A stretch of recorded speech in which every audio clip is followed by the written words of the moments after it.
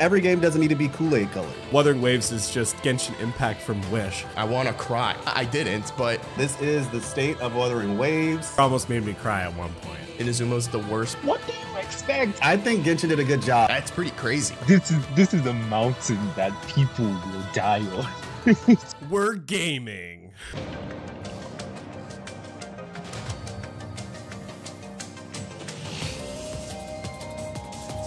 Hello, everybody. This is the Rover Cast. This is our first episode. I hope you're doing well. We have our good friends, Connor's Thoughts, Loba, Pixel, and Mordant. They're going to introduce themselves in a second. But before I start, I just want to let you guys know what you're in store for.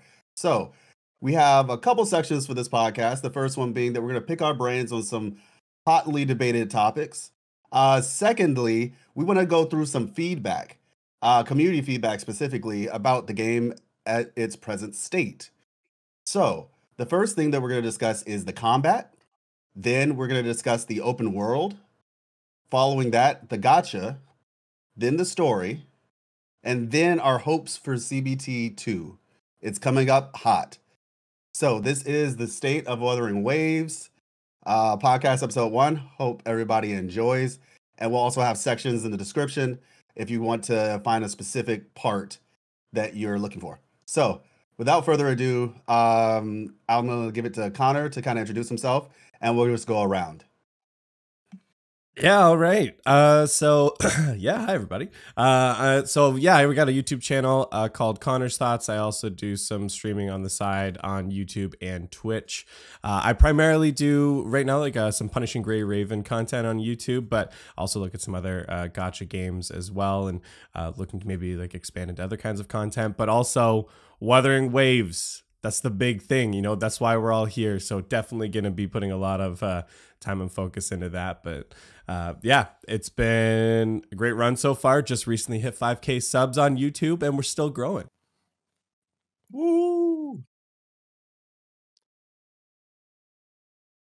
Okay. My name is LobaPixel. My channel is LobaPixel Gaming. I basically am just super hyped for Wuthering Waves. That's why I wanted to be a part of this podcast. So like, yeah, I've been creating content on gacha games like Genshin, Honkai Star Rail, Snowbreak, Aether Gazer. So Wuthering Waves is probably my most anticipated game this year for sure. So definitely love that I'm here covering the game and super hyped and excited to see what comes out of this, and really would want to hear like the community's feedback in general on like what they think about the podcast. So would be interesting to see. But yeah, that's pretty much me. Yeah. So I'm Mordant or Mordant. It really depends. If you're Nigerian, you can just say Mordant. If you're not Nigerian, just say Mordant. But I normally just cover only Wuthering Waves and Project Mugen on my channel. Well, Project Mugen has decided that it's not going to give us any news, but that's beside the point. I'm really looking forward to what the podcast gives us. I really hope that the way we pick our brains here, it's like really gives us good information that we can use for going into CBT2. So I'll just leave it at that. Awesome. Thank you, guys. And my name is Life. This is the channel, Life Lessons 2. I'm looking forward to it very much as well. I'm a much smaller creator than everybody else here. But, you know, we're making strides, making waves. You do know that I'm the smallest creator here, right? It's not about the size. It's all about how you use it. Exactly. So without further ado, I do want to make this last statement regarding the podcast. This is going to be a podcast that is friendly to beginners. I mean, I guess everybody's a beginner, but we're going to try to cover some things, even if you don't even know what Wuthering Waves is, as well as for people who do know what Wuthering Waves is, but maybe you don't have as much information as of yet. Myself personally, I played in the closed beta 1 for over 100 hours. And as we have some people on the podcast who also got a chance to play a good bit of the closed beta 1 as well. But even if they hadn't played it, we've been following it very closely. So without further ado, we're going to get into the first section, which is picking our brains. So we're going to do this round robin style. I'm going to start with the question, and then we're going to go around just like we did with our introductions. So, first question: personal expectations for the game, either before or after CBT2. So maybe if you just want to talk about your expectations when you first heard about the game, or at this point, um, going forward, what are your personal expectations for the game? Sweet. Yeah. Mine is like I'm looking for like fun open world exploration with some like sick fast paced combat. And like that everything is pointing to that's what we're getting. So that's what I'm looking for here. I was somebody who played Genshin for, oh gosh, like 2.5, almost 3 years every day, like from launch. And the one thing, Genshin's got some great qualities to it. And I'm not trying to pick fights with communities here. But the one thing that it never went in on was some of the end game combat and some of that more competitive combat that I wanted from it, and some of the more complexity that it wasn't quite there. And especially with the introduction of like Dendro, it seems like team building and that has just kind of started to go by the wayside in terms of focus. And so everything that's been coming out of Wuthering Waves seemed to be focusing on that, about building these different team compositions, how their different passive abilities are going to be connected, about some of the recent reveals with how the intro and outro skills are going to be working.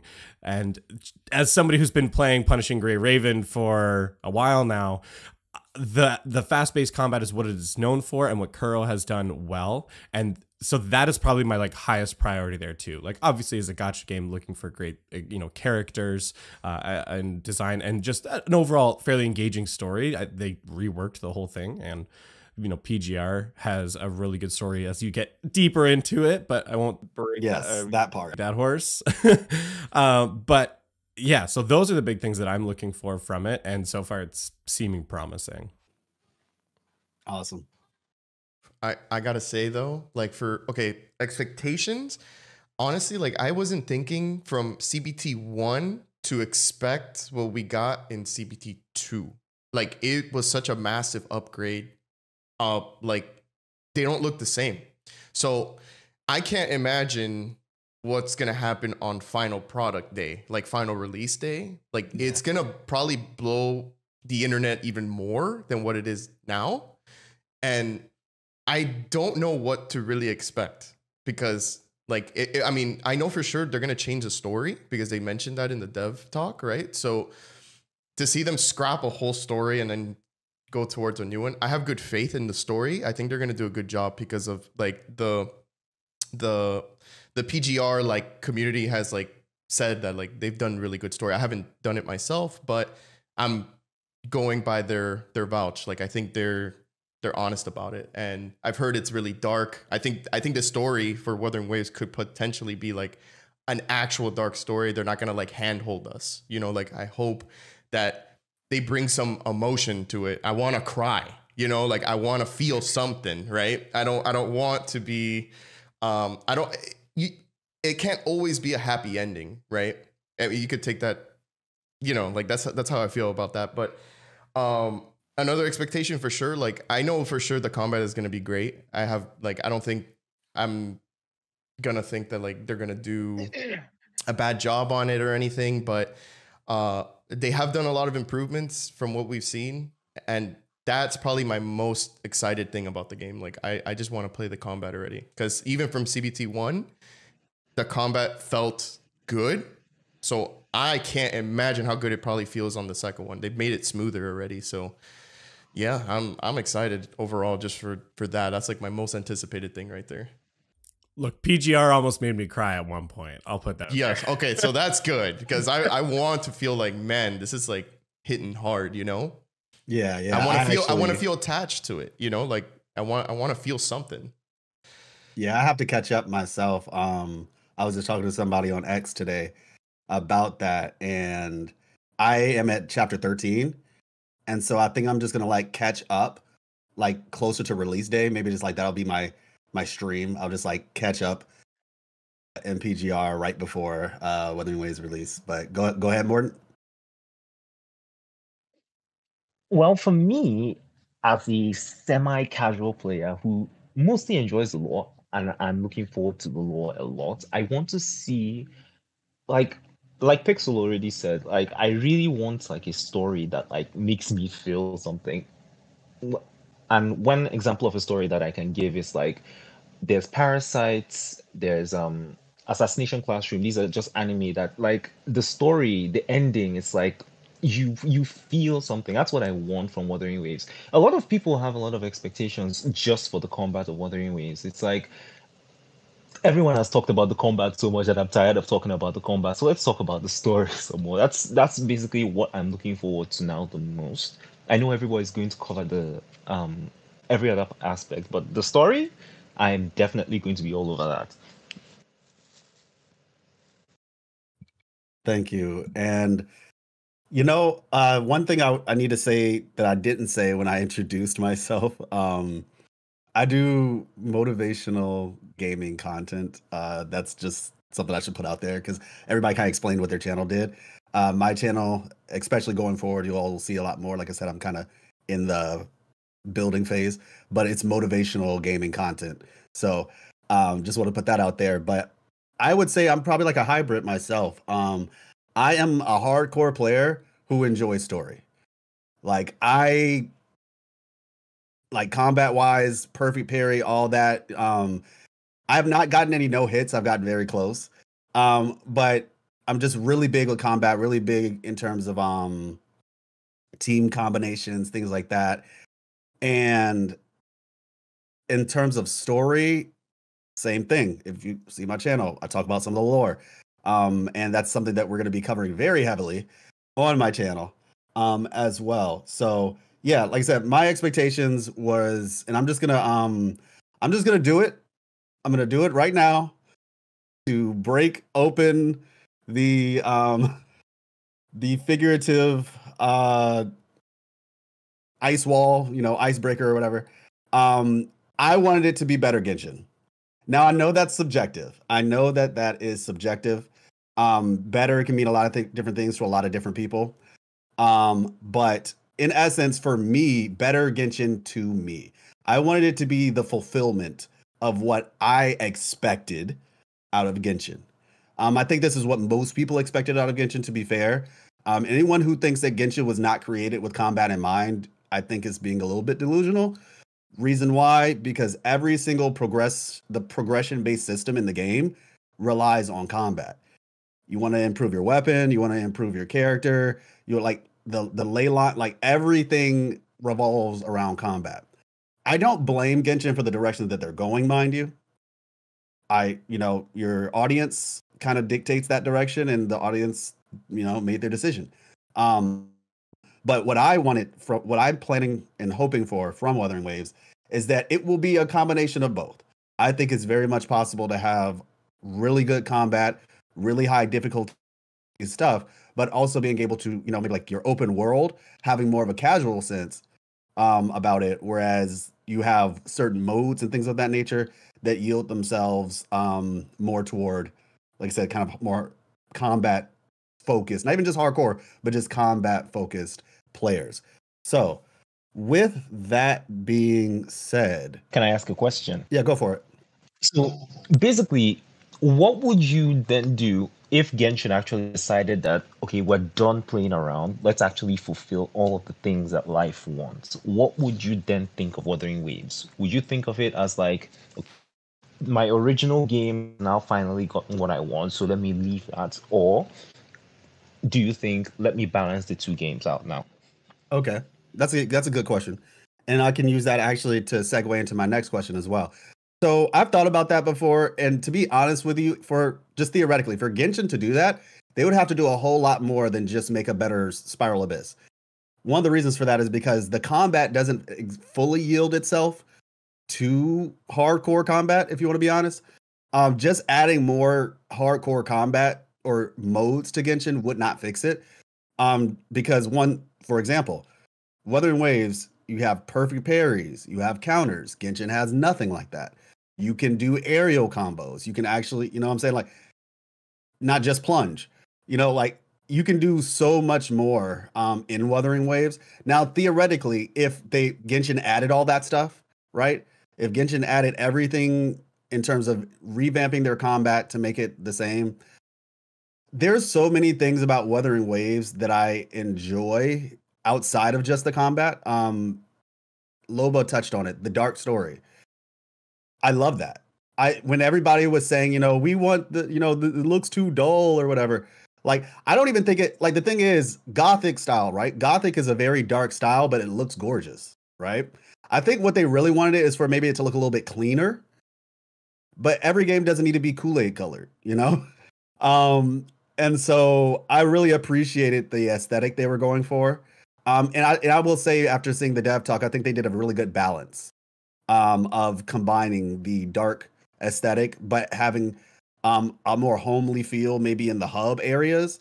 But then when you go out into the world, it's like, survival of the fittest type. So I think they did a really good job with that. So basically, if they did that, not to mention, like I said, the characters, I think the characters in Wuthering Waves are a lot. And I don't want to get, that's a question in and of itself, so I won't go that far. But like I said, I think there's just a lot that Wuthering Waves has that Genshin doesn't. And so even if the combat was improved, there's just so much more that they would need to change for me to like even consider not spending more time in Wuthering Waves. So yeah, and hopefully that answers it. I was gonna say they kind of already announced that they're not gonna work on any end game. So like, yeah, he was just asking a hypothetical, I think. Yeah, it would be cool if they do something like that. But to tell you the truth, I think they're already so far in development for the story that like, I think it would be kind of too late for them to already try to do that. Because then if they do that, then wouldn't they be copying Wuthering Waves? Yeah, exactly. Yeah, so I don't know. Wouldn't want that copying in the game industry. All right, so my next question to you all, since we're on this topic, elephant in the room, what are your thoughts on, and like I said, that was a great segue. What are your thoughts, starting with Connor, on the Genshin Wuthering Waves comparisons? I just need to know from the horse's mouth. Is Wuthering Waves copying Genshin? Is Genshin copying Breath of the Wild? No, but seriously, like, what are you all's thoughts on the comparisons that everybody's making? Quick answer: Genshin stance. You can shut. I'm kidding. I'm not going to come at it that aggressive. That'd be fun. Family friendly podcast. Yeah, no, I'm just kidding. I don't want to go in that aggressive. I'm just memeing over here. Look, I don't know why gamers are like, sorry, that's a dumb thing to say. I know why gamers are like this. We can get very loyal about the thing that we're putting a lot of time and money into, because we don't want to feel like we're totally wasting our time, which is like a whole nother side topic about like gaming in general. But I understand why people get all defensive about that. But I don't think it's actually constructive to the industry or for players to come at two different games and communities so aggressively. Like, Genshin very much is great. It's got a lot of its own great qualities. It had, a massive boost because of a certain virus that won't be named. And they do an excellent job with their character designs and their world building. Like, the story is fun. The characters are excellent. I do personally love the style and design of Genshin in terms of like the color palette and the inspiration that they've taken from, like Breath of the Wild and other different similarly styled games. And so it's really covered its own space into a more like casual framework. And I don't think there's any problem with them doing that and wanting to take the game in that direction. I mean, like, look, the numbers sell themselves. People like that. People enjoy that style of game. Clearly, I think based on what we've been talking about here, I don't think that's all of us. And I think there's some other more competitive people that it hasn't quite scratched that itch. But there's apparently a large population of casual players who do enjoy it. And so, like, look, I'm not going to say you can't have your fun. Absolutely. Like, you can't play it. So, like, okay, you guys go have Genshin. I think a lot of us are looking for Wuthering Waves, though. We're looking for something that's more competitive. And Life, you already kind of touched on it, where like the combat in Wuthering Waves has the depth that I think a lot of players or former Genshin players were looking for. The incorporation of the aerial combat, the different combos that are actually available. That's not just spam your single attack over and over again. Like the dodge mechanics, the perfect parries, everything that's there. It has the combat depth that people want. And if Genshin has already said, or Hoyoverse has already said, like, that's not what we're doing, that's not what we want to do with this, okay, then let something else do that. And so I just get so annoyed with so many people coming at it. Like the one I saw that was like, "Oh, Wuthering Waves is just Genshin Impact from Wish," and it's just like that's such a Neanderthal take. That's like not at all. Like you have they clearly are somebody who just looked at like, see, look, it's anime open world, so it's the same. Okay, well then Genshin's just Breath of the Wild. Like it's you can't make that same comparison on one side but not the other. This is a mountain that people will die on. It's so crazy to me. Like I get so annoyed. And so like I think the best thing that I've seen so far is some people have, but like people who are fans of Wuthering Waves, like don't try and convince a Genshin stan. Like don't even bother arguing. There's no point. People are so like cost sunk fallacy on Genshin because of the time and money that they've put into it. Like just leave it. I don't even want to bring in those kind of people into the Wuthering Waves community. I just want people who want to come in, play the game, and have fun with it. So Genshin, have your own world. We're going to go have ours. Thanks for coming. Thanks for coming to his Connor talk. Can you ask the question one more time so I could absolutely really digest it? The question is, what are your thoughts on the Genshin Wuthering Waves comparisons? Okay. So number one, the first thing I think is that the Genshin community, they are actually scared of Wuthering Waves succeeding. But the problem with like their mind, the problem with their mindset is they want Genshin to do good. They need competition, right? They want primos in the mail. The only way that's actually going to happen is if another game does better than the game that they're playing. But they're like, they contradict themselves a lot, right? So they're against this game. They don't want that game to do good. I don't know why they can't just be like, okay, this is good for Genshin. I've seen some people provide that feedback, and I appreciate those people a lot for having like well-balanced thoughts and like honest feedback on that. But overall, like they are just, man, they're just so rough with any new game that comes out. Like they criticize it way too much before it's even released. And to be fair, it's like, it's not a proper way to judge a game yet until it's like fully out, right? So I think that they should just like tone it down a bit.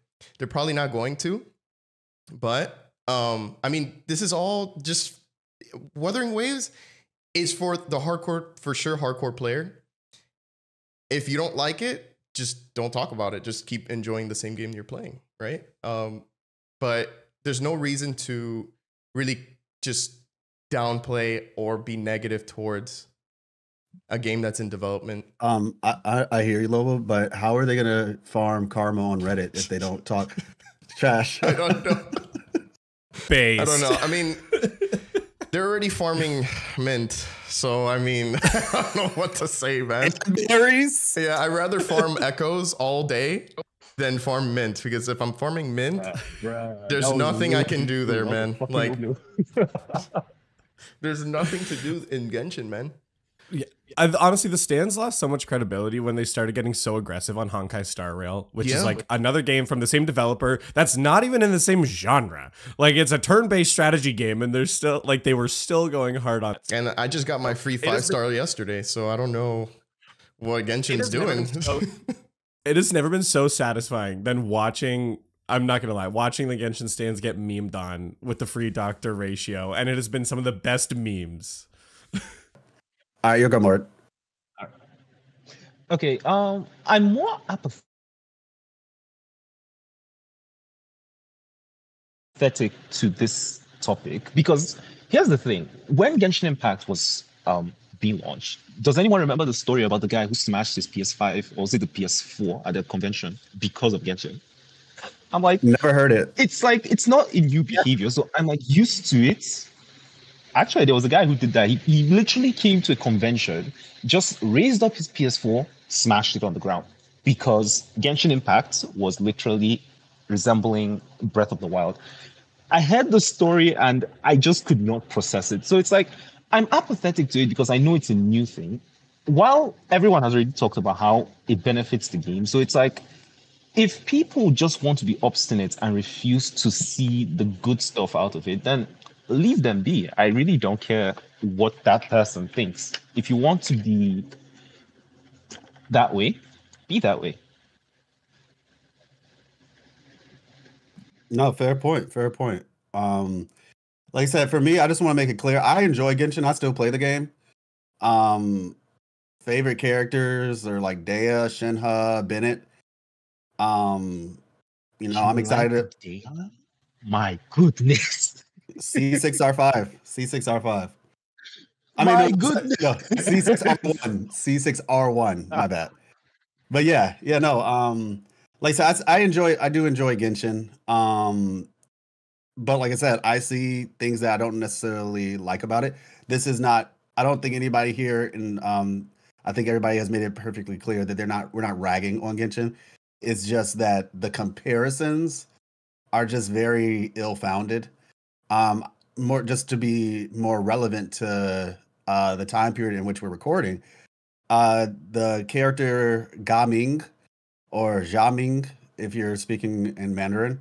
We're gaming.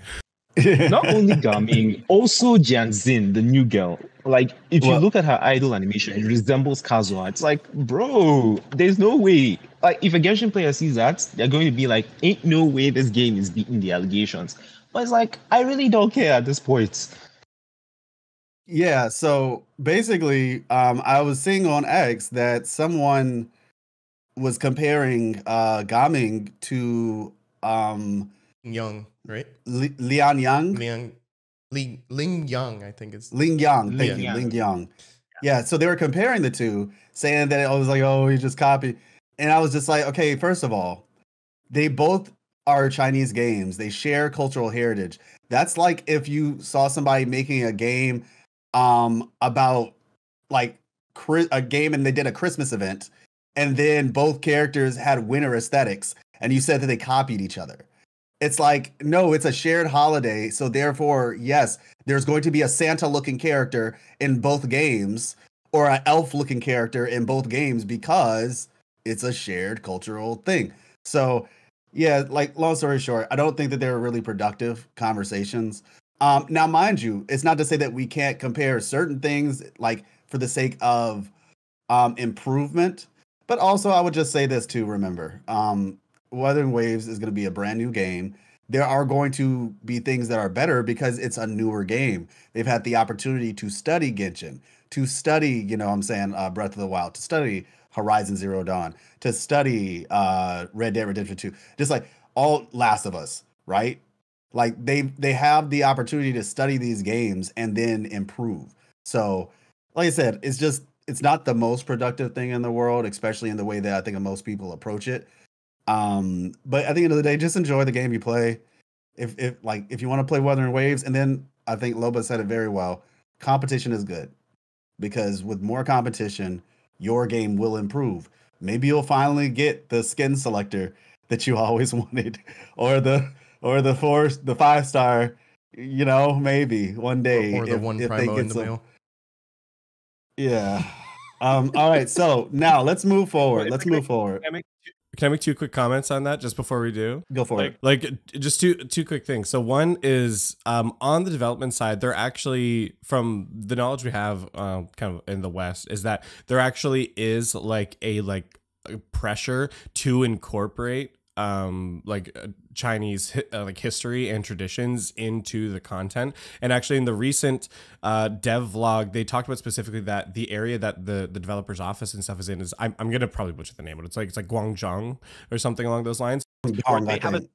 Yeah, where they have they specifically have a direct like heritage tie to the dragon dance, and they specifically talk about that's why they incorporated it for that character. So it's just like to emphasize your point more that like there are external factors pushing that, but also like that is one of the things their region is known for. And I just want to like echo your point as well that like comparison is good for competition to improve, but I think the problem, and I think that all of us have, is that the comparison is being used to dismiss the game, not to improve the game, and that's the problem. Exactly. Awesome. Precisely Thank what you. I've been saying in like almost all my videos. It's like, stop with the unhealthy comparisons. Just these two games can exist side by side. Just compare them in a way that will actually benefit both. Yep. Agreed. Yeah, they basically So are accepting Honkai Star Rail, and it's the same developer. So like, and they're not even in the same genre, right? So like, if they could accept the same game from the same developer, they should be able to accept different games from different developers. And that's the thing. It now becomes a problem of, is it actually that people don't like the game, or that they just don't like another game from another developer? That's what I think it is. The question that we second, can ask. your second take, that's what I think it is. I don't even think it's the first agreed. take. I think it's the second one. Yeah, I think it's very much just, some people don't. That kind of goes into like a whole societal issue in terms of like people being willing to accept, criticism or just not being made comfortable via competition, etc. Like, oh, I don't want any competition. I don't want any. It's even like when somebody has a debate, right? Like, it's like they call a debate arguing. It's like, oh, you're being negative, you're arguing. It's like, no, it's a debate. It's like we're bringing our ideas, and we might not agree, but just because you don't agree with something doesn't mean you hate the other person. Like I said this in my last video, iron sharpens iron. That's a biblical quote. Iron sharpens iron. And the idea here is just that it's literally practical. When you're making iron tools and things, you use iron to help sharpen. And so the point being that it's like you might just be trying to refine your ideas. I mean, that's how I do it. It's like if I'm wrong, tell me I'm wrong and I can, improve the way that I think. So so like I said, the next question I have, and we're going to move now into the community feedback section, and we're going to talk about combat. So this is going to be kind of a compound question, so you can answer it in a couple different ways. The first question I want to ask is, will the Rover be viable?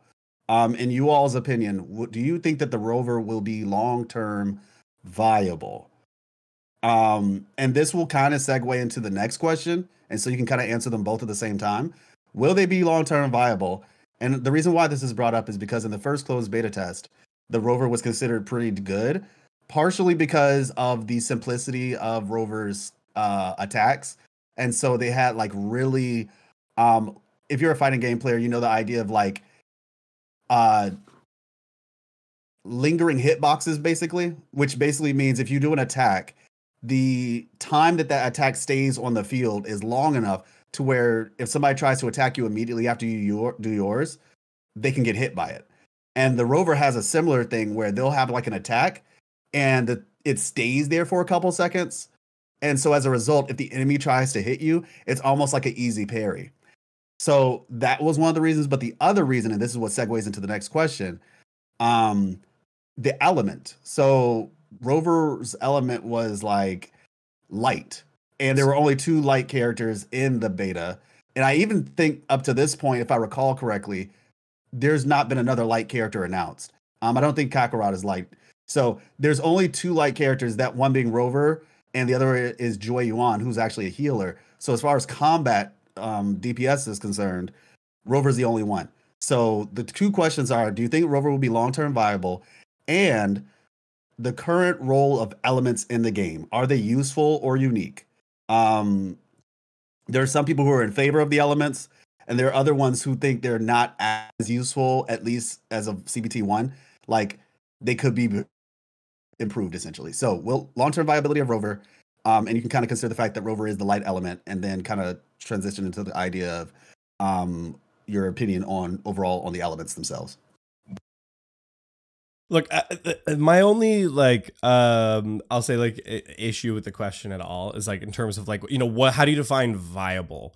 Like, do I think you could beat the entire game of Wuthering Waves with Rover? Yeah, I think you totally could. I think most of the characters in the game, if you wanted to just like, you know, main a particular character, like you could clear the game with them, Rover included in that.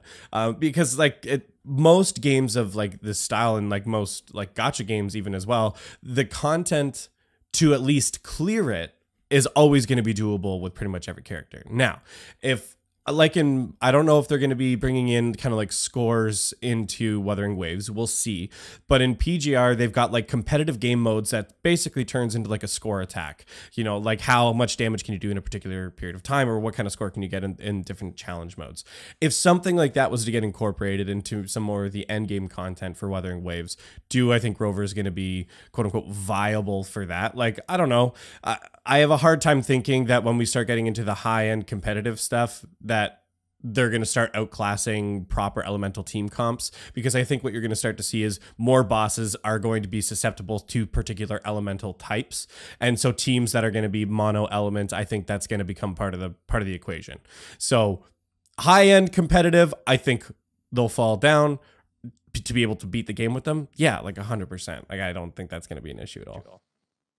Let me, if you don't mind, Loba, let me just say one really quick thing to that. So I would say I 100% agree with you. I've said this before in terms of the fact that the great thing about Wuthering Waves, in my opinion, is the fact that it has a skill. Like, skill is a really big deal. So you could be an absolute whale, and I know Loba actually talked about this yesterday on his stream. Shout out to Loba's stream. The reality is, if you're a whale but you can't dodge, when you say Loba, you're gonna get two touched.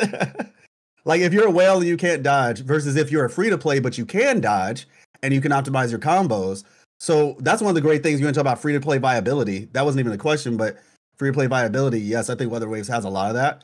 The only other thing I would say in terms of mono element teams, if the elements are, you know, become significant enough, I don't think it would be mono elemental teams. I think there'd be at least one other element, just so that you could have the buff / debuff whatever thing.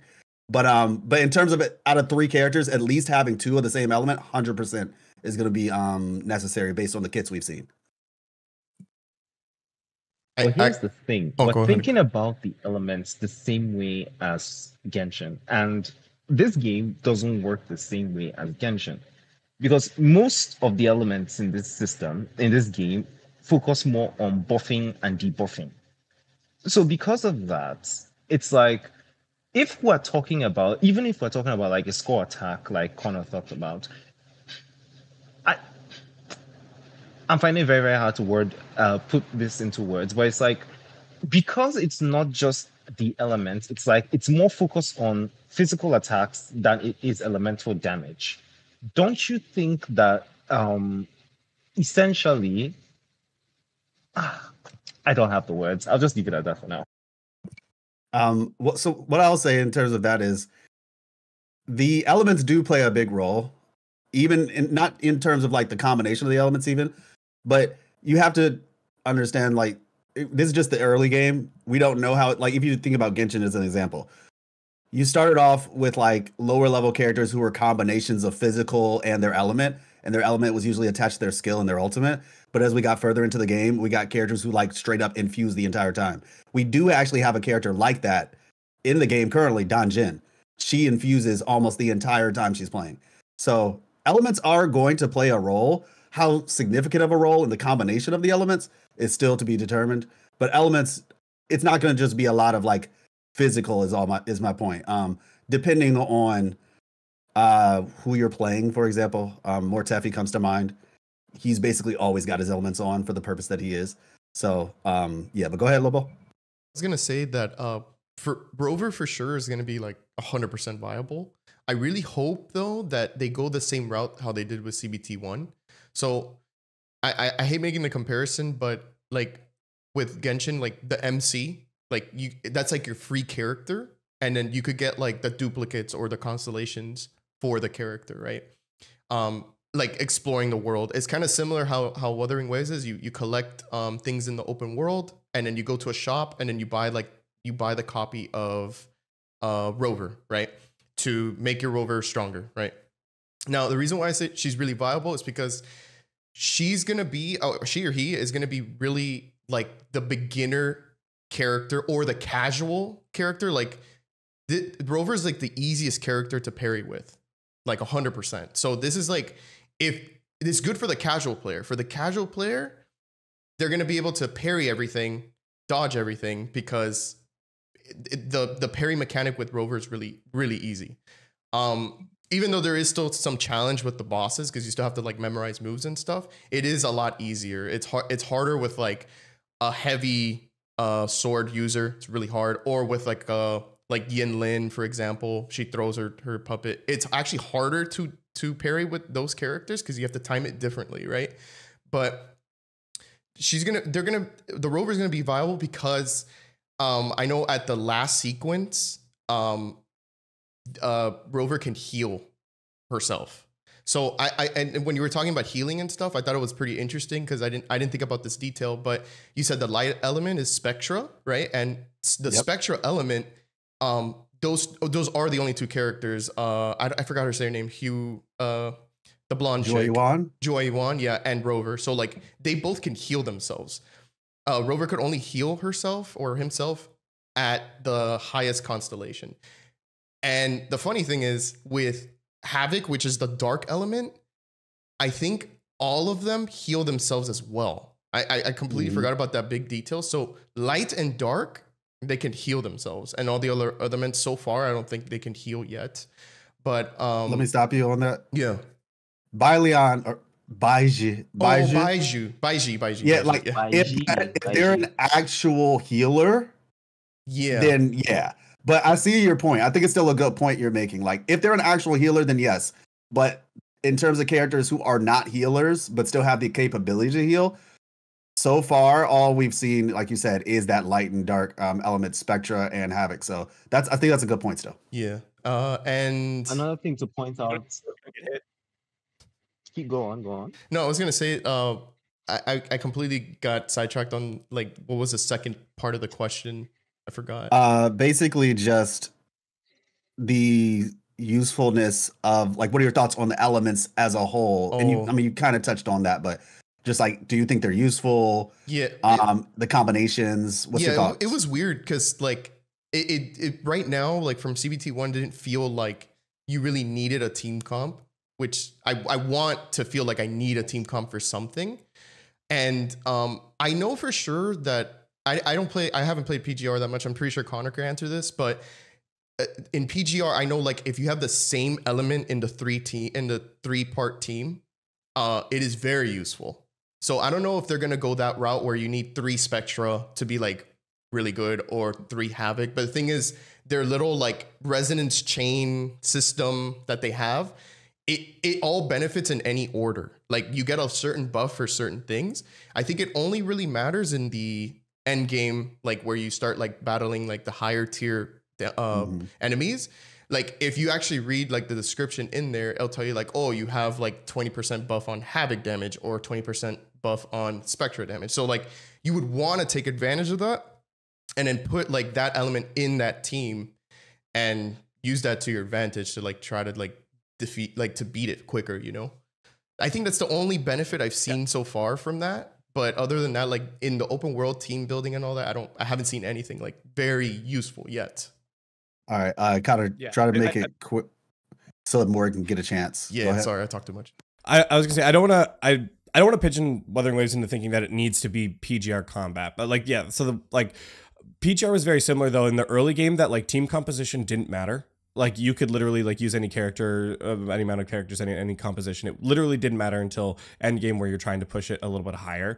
And the reason why those mono elements came into play is because you're building them with like an attacker, a supporter, and a tank. Because tanks could usually shred defense of some kind. The supporter usually was buffing your damage in some way of a specific elemental type. And then you've got your primary attacker that was doing a big boost of damage. So you kind of had that, what's it called? Like the perfect triangle of characters to the element. So unless Wuthering Waves wants to incorporate bosses that are more susceptible to specific damage types, so you need specific element combinations, I don't know if they're going to necessarily need the same degree of team building. And I don't want to fall into like I said, the danger of saying like, well, PGR is like this, so Wuthering Waves will be like this. Like a perfect example of a massive change between the two, and it was talked about in the recent devlog live stream, is the QTEs in Wuthering Waves. Is like when you can trigger an event, one of the additional characters can pop in, they'll use a skill, and then they pop back out, but you never actually change characters. Wuthering Waves, you fully swap to the other character to use their what are called now intro and outro skills.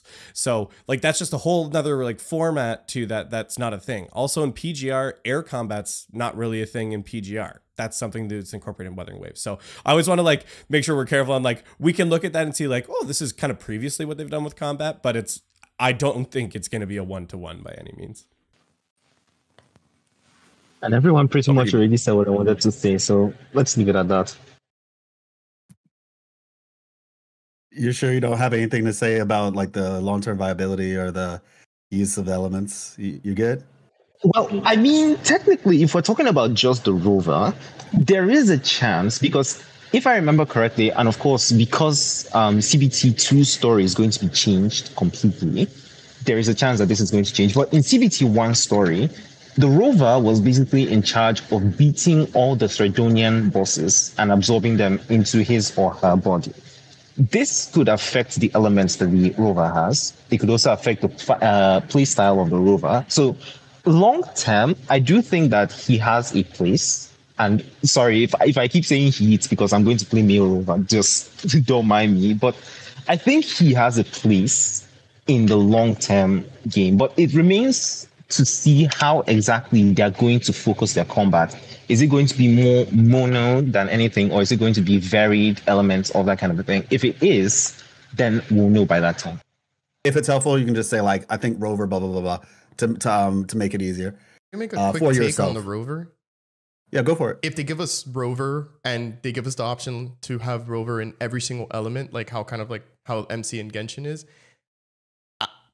I think rover would be like OP.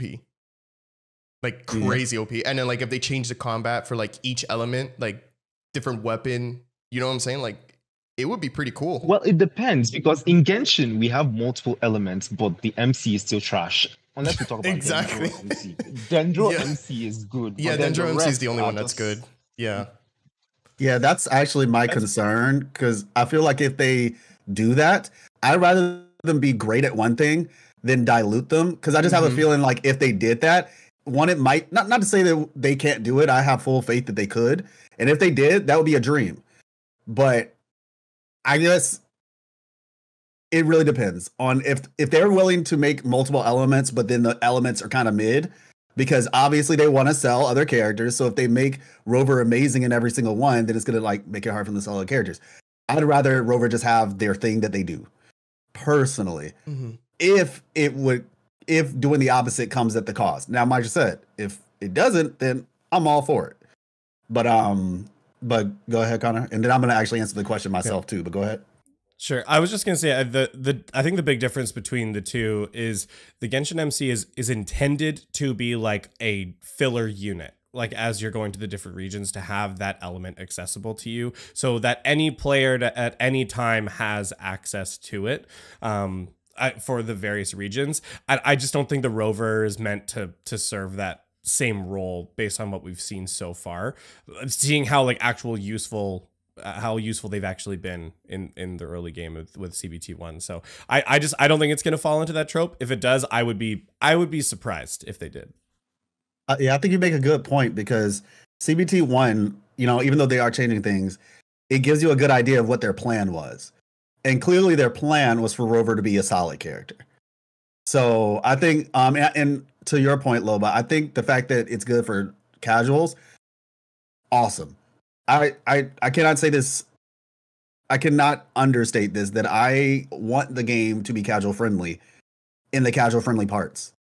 I want casuals to be able to come into this game, enjoy the world, enjoy the story, enjoy the puzzles, and even the combat. Like, it's difficult in places. I think it's very learnable. I will say it's extremely learnable. And if you're a casual and you're playing the game, for 6 months, a year, that crownless fight is such a good, because the way they're doing it, the crownless fight is basically a tutorial. Learning how to fight the crownless will help you to fight other bosses. My wife, one of the most casual of casual players, like Stardew Valley, The Sims, Candy Crush type, like casual player. I let her try it when I was playing the CBT1. And yes, it was difficult, but she said she was actually having fun. And so I think that being the case for Rover, I think it's going to be a really good thing. And then in terms of like what my thoughts are on the elements, I like them. I believe, at least right now, if we stick with this 3 character per team format, I think we'll probably end up having, at least at the beginning, 2 elements of the same and 1 element of the other. How that goes in the future, if they decide, and the only reason why is because most of the buffers are not, there's only so many buffers. So of course you're going to have singular buffer that's good for a lot of things. And that buffer is going to buff just like a bunch of 2 element teams, in my opinion.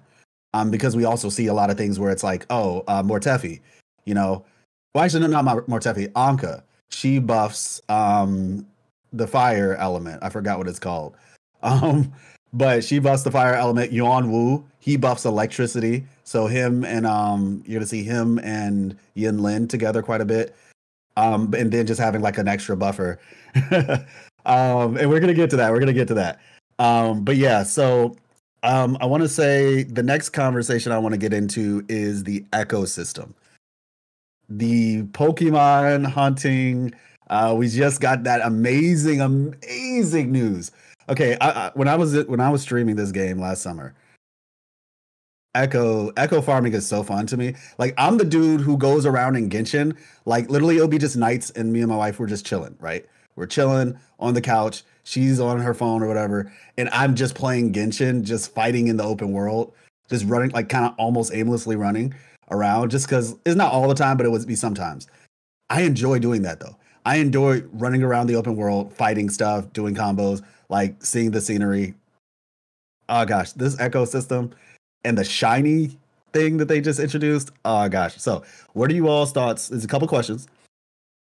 I have to ask. So, yay or nay on the ecosystem? Is it a good or a bad thing? What are your thoughts on RNG stats? What are your thoughts on echo loadouts? And this is one other question that I thought was really good. And you can answer like one or a couple of these. You can kind of pick from the options, and I'll repeat it if somebody needs me to. But what are your thoughts on the ecosystem, yay or nay? RNG stats, yay or nay, or feedback? Echo loadouts. And then this last question, which I thought was really cool. Multi-use echoes, i.e. the ability to use echoes in open world puzzles, exploration, like, in like the terminal mounts, etc. So I know it was a lot. Connor, you go first. And then I'll ask the question. I'll summarize it one more time for people preceding you. I need to clarify here because I'm one of the sad saps who didn't get into the CBT1. Is there any limits to echo farming, or can you farm echoes endlessly? So based on what we saw in the dev talk, originally the only limit is your world. Basically, if you clear out your entire world, and, that'll become harder and harder. And that's honestly another conversation in terms of like their ability to diversify echo farming and making it useful as they make more areas. Because if you have like a thing, you can just come back to that area.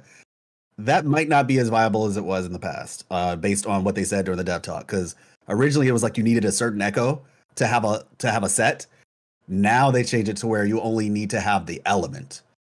So technically that's a thing. But essentially, if you clear out your world, first of all, and then the second thing, based on the dev talk, you can use resin or whatever it's called to go to the tacit fields, which are kind of like ley lines, and you can use it to get them there too. So those are 2 options. And the third option, which is why I think it's technically unlimited, if you have friends, imagine having those in 2024. You just go to your friends' worlds or create alt accounts. That's what I did in Gacha. I created like 2 alt accounts and I just farmed those. So you have a couple options. So it's limited, but it's like, yeah. Mhm. Yeah. Okay. So that was my general understanding. I was making sure I wasn't missing anything there, because yeah, not getting into CBT1, I've had to unfortunately get a lot of information secondhand and like research it. So I wanted to make sure I was on pace there.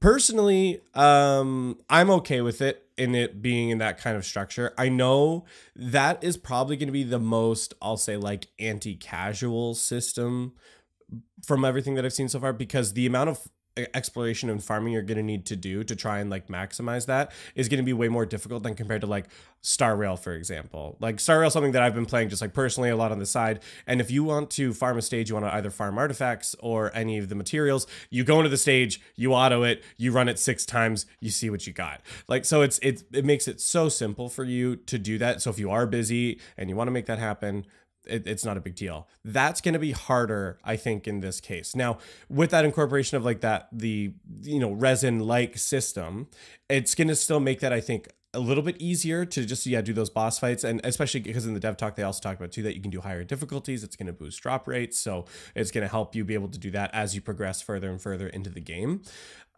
That's going to be okay. But I think it's a fair split, because you can have the hardcore people who do want to grind. You can explore the world, you can do the bosses, you have all these other avenues to try and farm echoes. If you're casual, you do this resin system to do it. So it seems like a pretty fair split, but overall, I'm a fan of it. Broadly speaking, I'm not a fan of RNG when it comes to artifact grinding and farming. I just don't personally like that, but that's not something locked to Wuthering Waves. That's actually, not to go back to it again, but where like PGR did something really well, where all the main stats for their memory system is what it's called, but their artifact system was always static. There was kind of like a high end part of it that was like, there was RNG to it, but then you could also get like selectors to even remove that element of RNG to it. So I've always liked character building in PGR, but that's compared to like every other gacha game out there. Almost all of them have RNG artifact grinding. So I could leave the RNG element personally, but overall, I think it's a fair split for hardcore and casual players on the grinding side of it. And a note on that, I think I did hear that something changed with the RNG stats in a positive way. It might, I can't recall exactly what it was from the dev talk, but they did talk about that. And also in terms of anti-casual, I wouldn't call it anti-casual. I'd say because casual can mean a lot of things. Like, it's basically a Pokemon system. And some people casually play Pokemon for hours. So, but anti-time conserving 100%.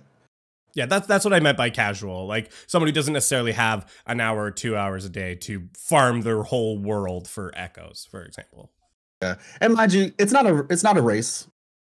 It's not a race. And I will say this too. Just remember, this is a closed beta. So for those who get in, or those who are watching streams like mine, if you want to,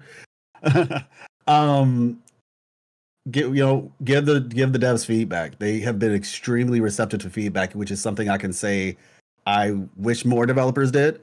Not saying they all don't, but I think that's something we need to tip our hat off to them for that. So I'm gonna say the question one more time for you, Loba, just to help, because I know it's a lot. So It's ecosystem, yay nay feedback. RNG stats, yay nay feedback. Echo loadouts, multi-use echoes, puzzles, exploration, etc. Okay, so for the echo farming, like from my experience, I had a lot of fun doing it. And the thing about like when I was doing CBT1, like this is something that like you have to do to level up your gourd system, right? So like I like the way it's structured, because the more echoes you farm, the more you level up your gourd. And then the whole point of leveling that up is so you could have the higher tier gold echo for your set, for your character, right? So it gives you purpose and it motivates you to want to get to that high. Now, the RNG system, that's not going to change because it's a gacha game, right? So like that's set in stone already. Like I'm not expecting any changes with that. But what I want, and this is like something that I think could maybe be a problem or not, it depends, is like the open world. Like I want to kind of be able to farm endlessly, because I don't want to get bored of the open world. But what if they make it endless and then I do get bored because it's like the same thing over and over again, right? So like I don't know how I'm gonna feel about it when we come to that part, but for like the big bosses, because they have like different tiered echoes. So like the big bosses, like the turtle, crownless, motorcycle enemy, right? Those cost like resin per se, right? That costs resin. And when you fight that, you're using resin, you're taking a lot of time to beat it, because it takes a while to beat this boss, right? It's not like a one shot, one kill kind of boss. But when you defeat it, you're not gonna always get guaranteed to capture that echo, right? So that's another thing, right? So you fight the boss, you're like, okay, at least I could collect the materials, right? But damn, the echo drop didn't happen.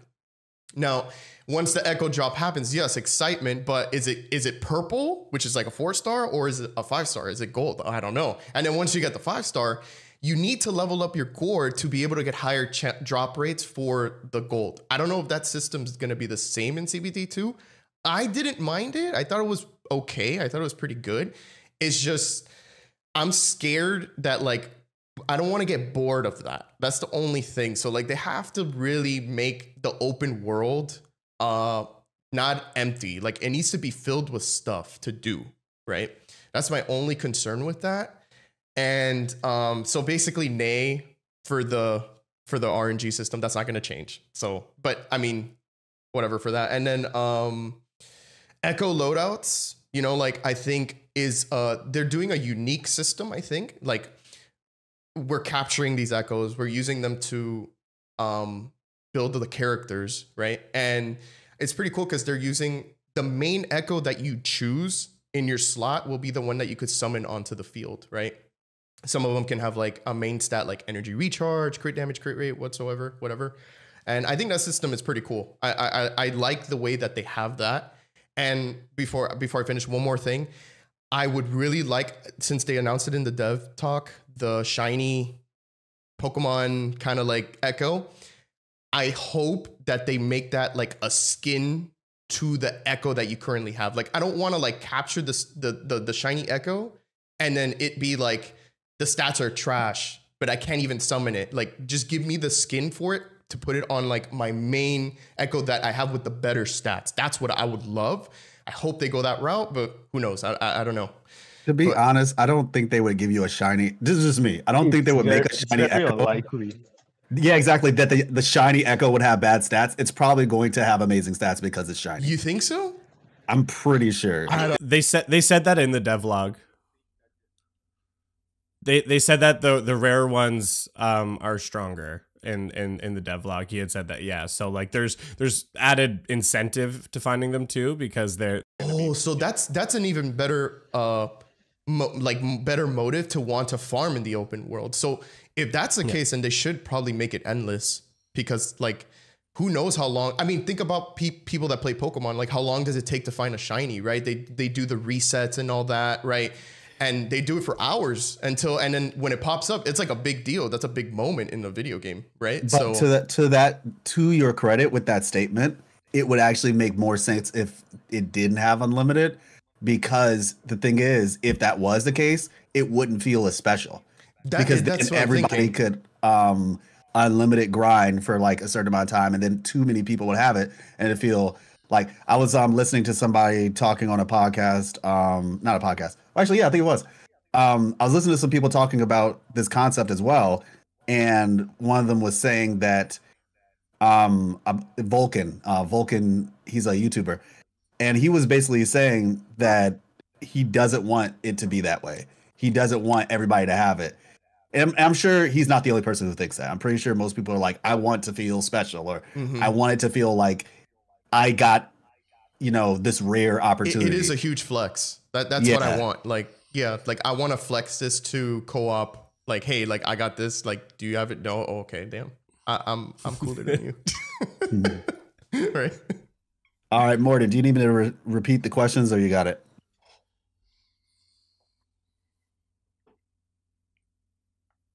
Morton died. Yeah, I was gonna. Could I Just go for it. Could I add something? So I was gonna say, I completely missed out on the puzzle exploration thing. It would be really cool. Like, we're gonna be able eventually to have every single echo on the list, right? Because we're gonna be farming this, right? So it would be cool to see specific puzzles that you can do, but you need a specific echo to unlock it. Yeah. Something like that. That I think would be really cool. That would add a lot of uniqueness to the game. Like you'd be like, oh damn, I can't do this puzzle. Yeah, I gotta go back and farm, and then maybe get this echo so I could come back and get this and get like the reward for it. You know, so that would add some like spice, you know, to the open world exploration. It'll give you motive as well. So I think that's pretty cool. 100%. 100%. Mordant, you there? Mordant. It's breaking up, right? Oh damn. It would be really cool also if they could give us like I'm gonna compare it to Honkai Star Rail. So like in Honkai Star Rail, you can get a condensed, I think it's condensed resin. Not condensed resin. It's like a material that allows you to change the new thing. The new thing. It allows you to change the main stat. That would be awesome to have in Wuthering Waves. Like to change the main stat of like an echo. That would be really cool to have. Obviously, it would be something rare, like how it's rare in Honkai Star Rail, but that would help to have the right build or whatever you're trying to do for your character. That would benefit a lot. So I hope they could give us a material that'll allow us to change stats or substats. I know there's some games that allow you to change substats as well, but I would prefer the main stat more, or both. If they do both, that's even better. Got you. All right, Morty, you're back. Last thing we heard you say. We'll have to nerf that material though. Well, in Star Rail, it's very rare. It's like extremely rare to get something like that. Like you get like maybe one every shoot. During now events. It's two, but like every 6 weeks or something like that. You get like one every. So, but the last thing you were saying was about rarity, echo rarity. Do you recall? Oh yeah. So I was talking about how I would like us to have different rarities of the special echo. So for instance, we can have a diamond tier and then a legendary tier. So like if I have a disincentivized to go out into the open world and continue farming for more and more echoes, that was what I was saying before everything just decided to do. Well, there actually is something like that. Yeah. That exists. Yeah, technically that system already exists, but then we don't know if it's like divided into different rarities on top of that, because we have the regular echoes and then we have the shiny echoes. But now I'm saying under the shiny echoes, we should also have different tiers of those shiny echoes. Yeah, that's be able to go on. So yeah, that's what I'm saying. So like you could have just theoretically, let's say there's a wolf echo, right? Loba touched on this. You have the wolf echo, but you'll have wolf at the lowest tier, let's say like is a gray wolf echo, and then you'll have the blue tier, and then the purple tier, and then the gold tier.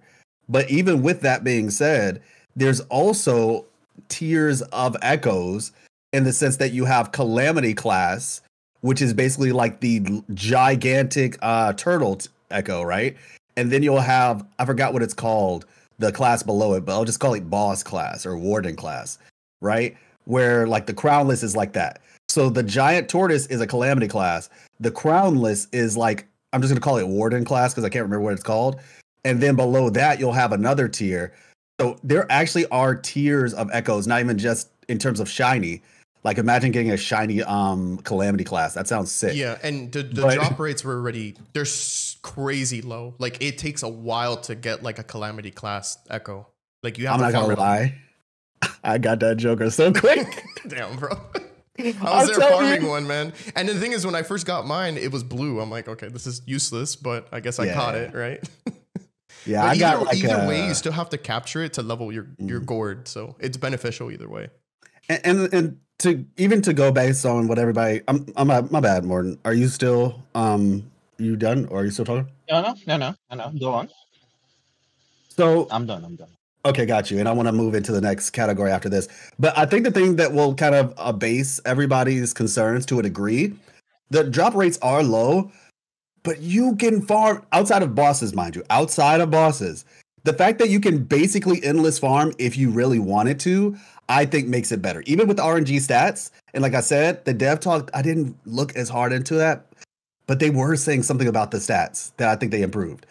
But the idea that you can practically farm these things pseudo endlessly, you're not just gonna have to like do one, one trial, finish the domain in 15 minutes and then wait till tomorrow.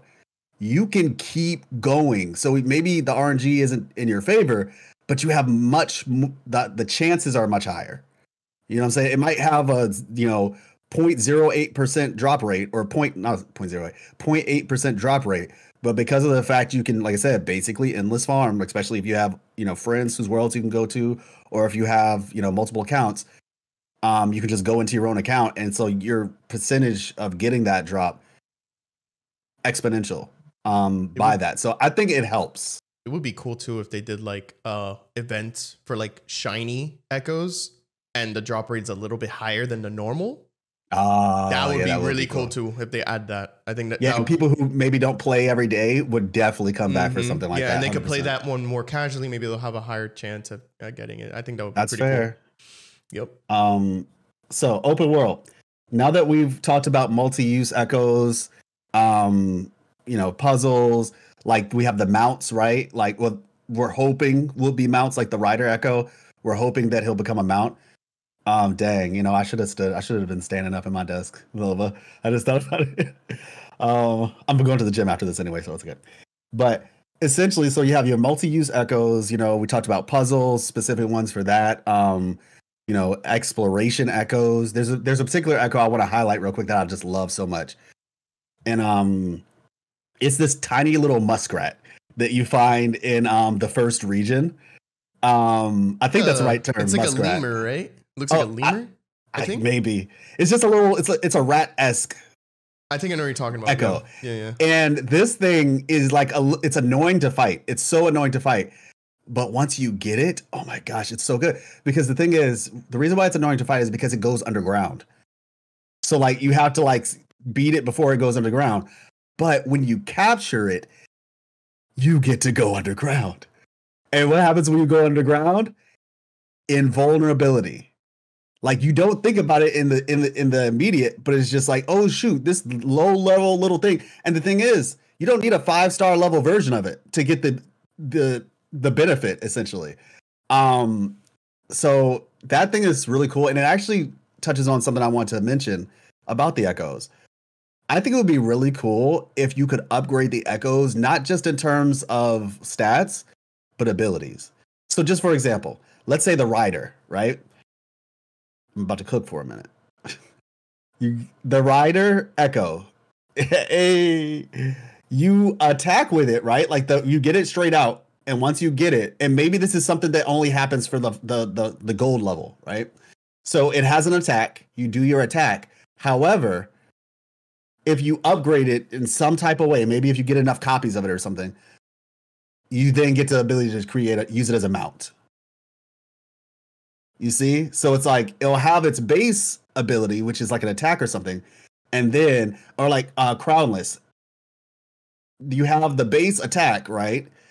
But then if you upgrade it a second time or like a certain amount of copies of it, you can like use it almost indefinitely. Or not so much indefinitely, but like rather than just one quick attack, you can actually like use it for like as an install or something, right? So that was my idea, where it's just like if the echoes had the ability to be upgraded, not just in terms of stats, but in terms of utility as well. So, like I said, with that being said, because I know we could go on, open world. So we touched on this toward the beginning with our expectations, but basically, what are your thoughts on the open world in terms of the tone and the vibe? What are your thoughts in terms of regional diversity that we have? If you've seen the closed beta test 1, you know that there's a couple different areas, locales. They look different. And then just your general thoughts on exploration, whether it's puzzles, currency allocation and chests, like how many chests are, just the chest. Well, we don't know how many chests will be in the world, but just, having the chests. And this was a really interesting question surrounding this was something, because like I said, this is community feedback, mind you. We're getting these questions from you all. There was some concern around the currency, the gacha currency essentially being in chests. Some people don't want it to be in the chests. And I think this is from people who don't do a lot of exploration. They don't really want to have to rely on doing exploration. to find chests to therefore get the currency. They want it to be strictly limited to story, dailies, weeklies, and first time clears. Now, that has two sides to it. While for some people they would enjoy that, the other issue is that that could punish exploration and people who enjoy exploration. So I'll say that one more time. What are your thoughts on the open world, tone vibe, regional diversity, and then this conversation around exploration with puzzles and chests and so forth and so on? Go for it, Connor. All right, I'll try and be quick because you got that's like three big questions in one. So I'm gonna try and bang them out real quick for you. So the first one is about the tone and vibe. Admittedly, I was one of the original people around CBT1 and even before that about some of the color palette stuff being a little bit too, and to use their term, dull. It didn't quite have enough like depth to it. I understand it's a post-apocalyptic vibe. We're not looking for bright, vibrant Genshin, but it did need a little more spice. I think with the recent reveals, I think they found it, because what they've started to leverage is they did do some overall color palette changes, but they've really emphasized the color that they are incorporating into it in such a way that makes those bright moments shine that much brighter. A perfect example is that like that Sakura tree that we kind of saw in the recent like beta test reveal, that like seeing the juxtaposition of that glow and that color to a world, this apocalyptic world, makes that look so much more beautiful. The same thing with the city too, and the stars in the sky and in the imagery that they show there.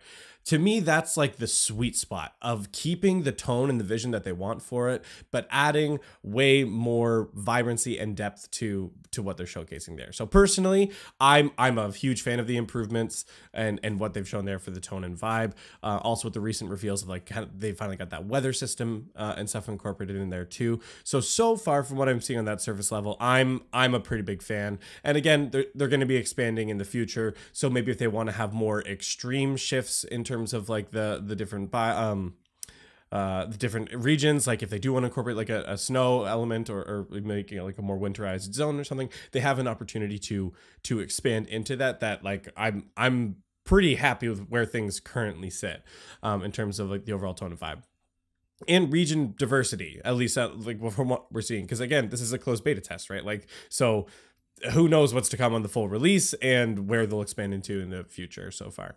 From the puzzle perspective, I'm interested to see what they do with some of the puzzles. Some of them, from the initial information and things that we saw, I wasn't like totally sold on. Like there was that like dragonfly puzzle that like you turn into the dragonfly, you just fly and collect the orbs. I'm not gonna lie, that seemed like meh to me. Like I was like, that seems like something I'm gonna do for the premium currency. I'm not gonna actively seek out that puzzle. And there seem to be a couple of those in there that I'm like, I don't know, I'm looking for something a little more engaging than just that. But I also understand like it's a big world, you got to populate it, and you know, it is what it is.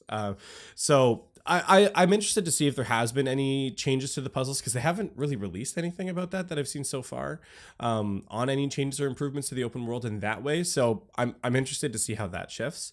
In terms of the currency, I think this is the third part of your question. I think I've hit them all so far. In terms of the currency, I think the complaint that there's about currency being in chests, frankly, is so like silly. Like this is an open world exploration, so to be like upset that there's currency from exploring is like, bro, what are you on? like that to me, like it just feels like there's like such a disconnect there, that if like if you don't want to feel pressured to explore, then like, well, frankly, don't play an open world exploration, like play a different game. Like I don't want to be like a jerk about it, but just skip it. Like it's sure, it's like, an option. Yeah, like I'm assuming they'll probably take a one-time route where like the chests aren't going to refresh. You're not going to have to do chest farming routes every month or something like that. Like it will be a one-time, you've explored this area, here's some incentive to help with exploration, because they want people to explore the world, that by going around and finding the chests and doing the puzzles, yes, you're rewarded with currency. And eventually you will hit a maintenance mode, at least for a time, where it is like you're talking about dailies and weeklies and bosses that are going to give you a more recurring amount of that currency. I think that's a pretty good formula to it. I personally have no issue with that. And actually, as somebody who likes to explore a lot on my first time through. I'd be annoyed if there was nothing in the chest personally. Like I just like that's the genre. It's an open world exploration. Like I don't understand that part of it, but I don't know. That's my take on it. Okay. Yeah, before anyone else continues, let me ask a question. What would you guys think about replayable puzzles? For example, we have Replayable what? open world challenges, replayable puzzles. Basically, we have some challenges where we fight enemies. What if we could go back and re-challenge them again to try to get maybe a better time, something like that? I personally would not want to see that in like on an open world puzzle. Like if they wanted to incorporate like some kind of like challenge mode or like skill attack like mode in some form, I'm not necessarily opposed to that. But I just wouldn't see like I had a real big incentive to go and redo that with world puzzles. Like that's what I mean by like the like a weekly refresh of like the puzzles and world events and stuff. Like I don't know. I think people like to explore something for the first time and to really get in there and then maybe kind of get to a casual place of like you were saying life, like running around and exploring and just kind of like having fun with that. I don't think people want a monthly chest farming route that every month to maximize your currency, you need to spend at least 5 hours running the entire map to get refreshed puzzles and refresh chests. I don't think people would want that. I think that would burn players out so fast if we had that kind of requirement on it. So, yeah. I will say Genshin actually did a decent job with this in one thing. I would. Okay. He was very upset with my answer. Like your answer. No.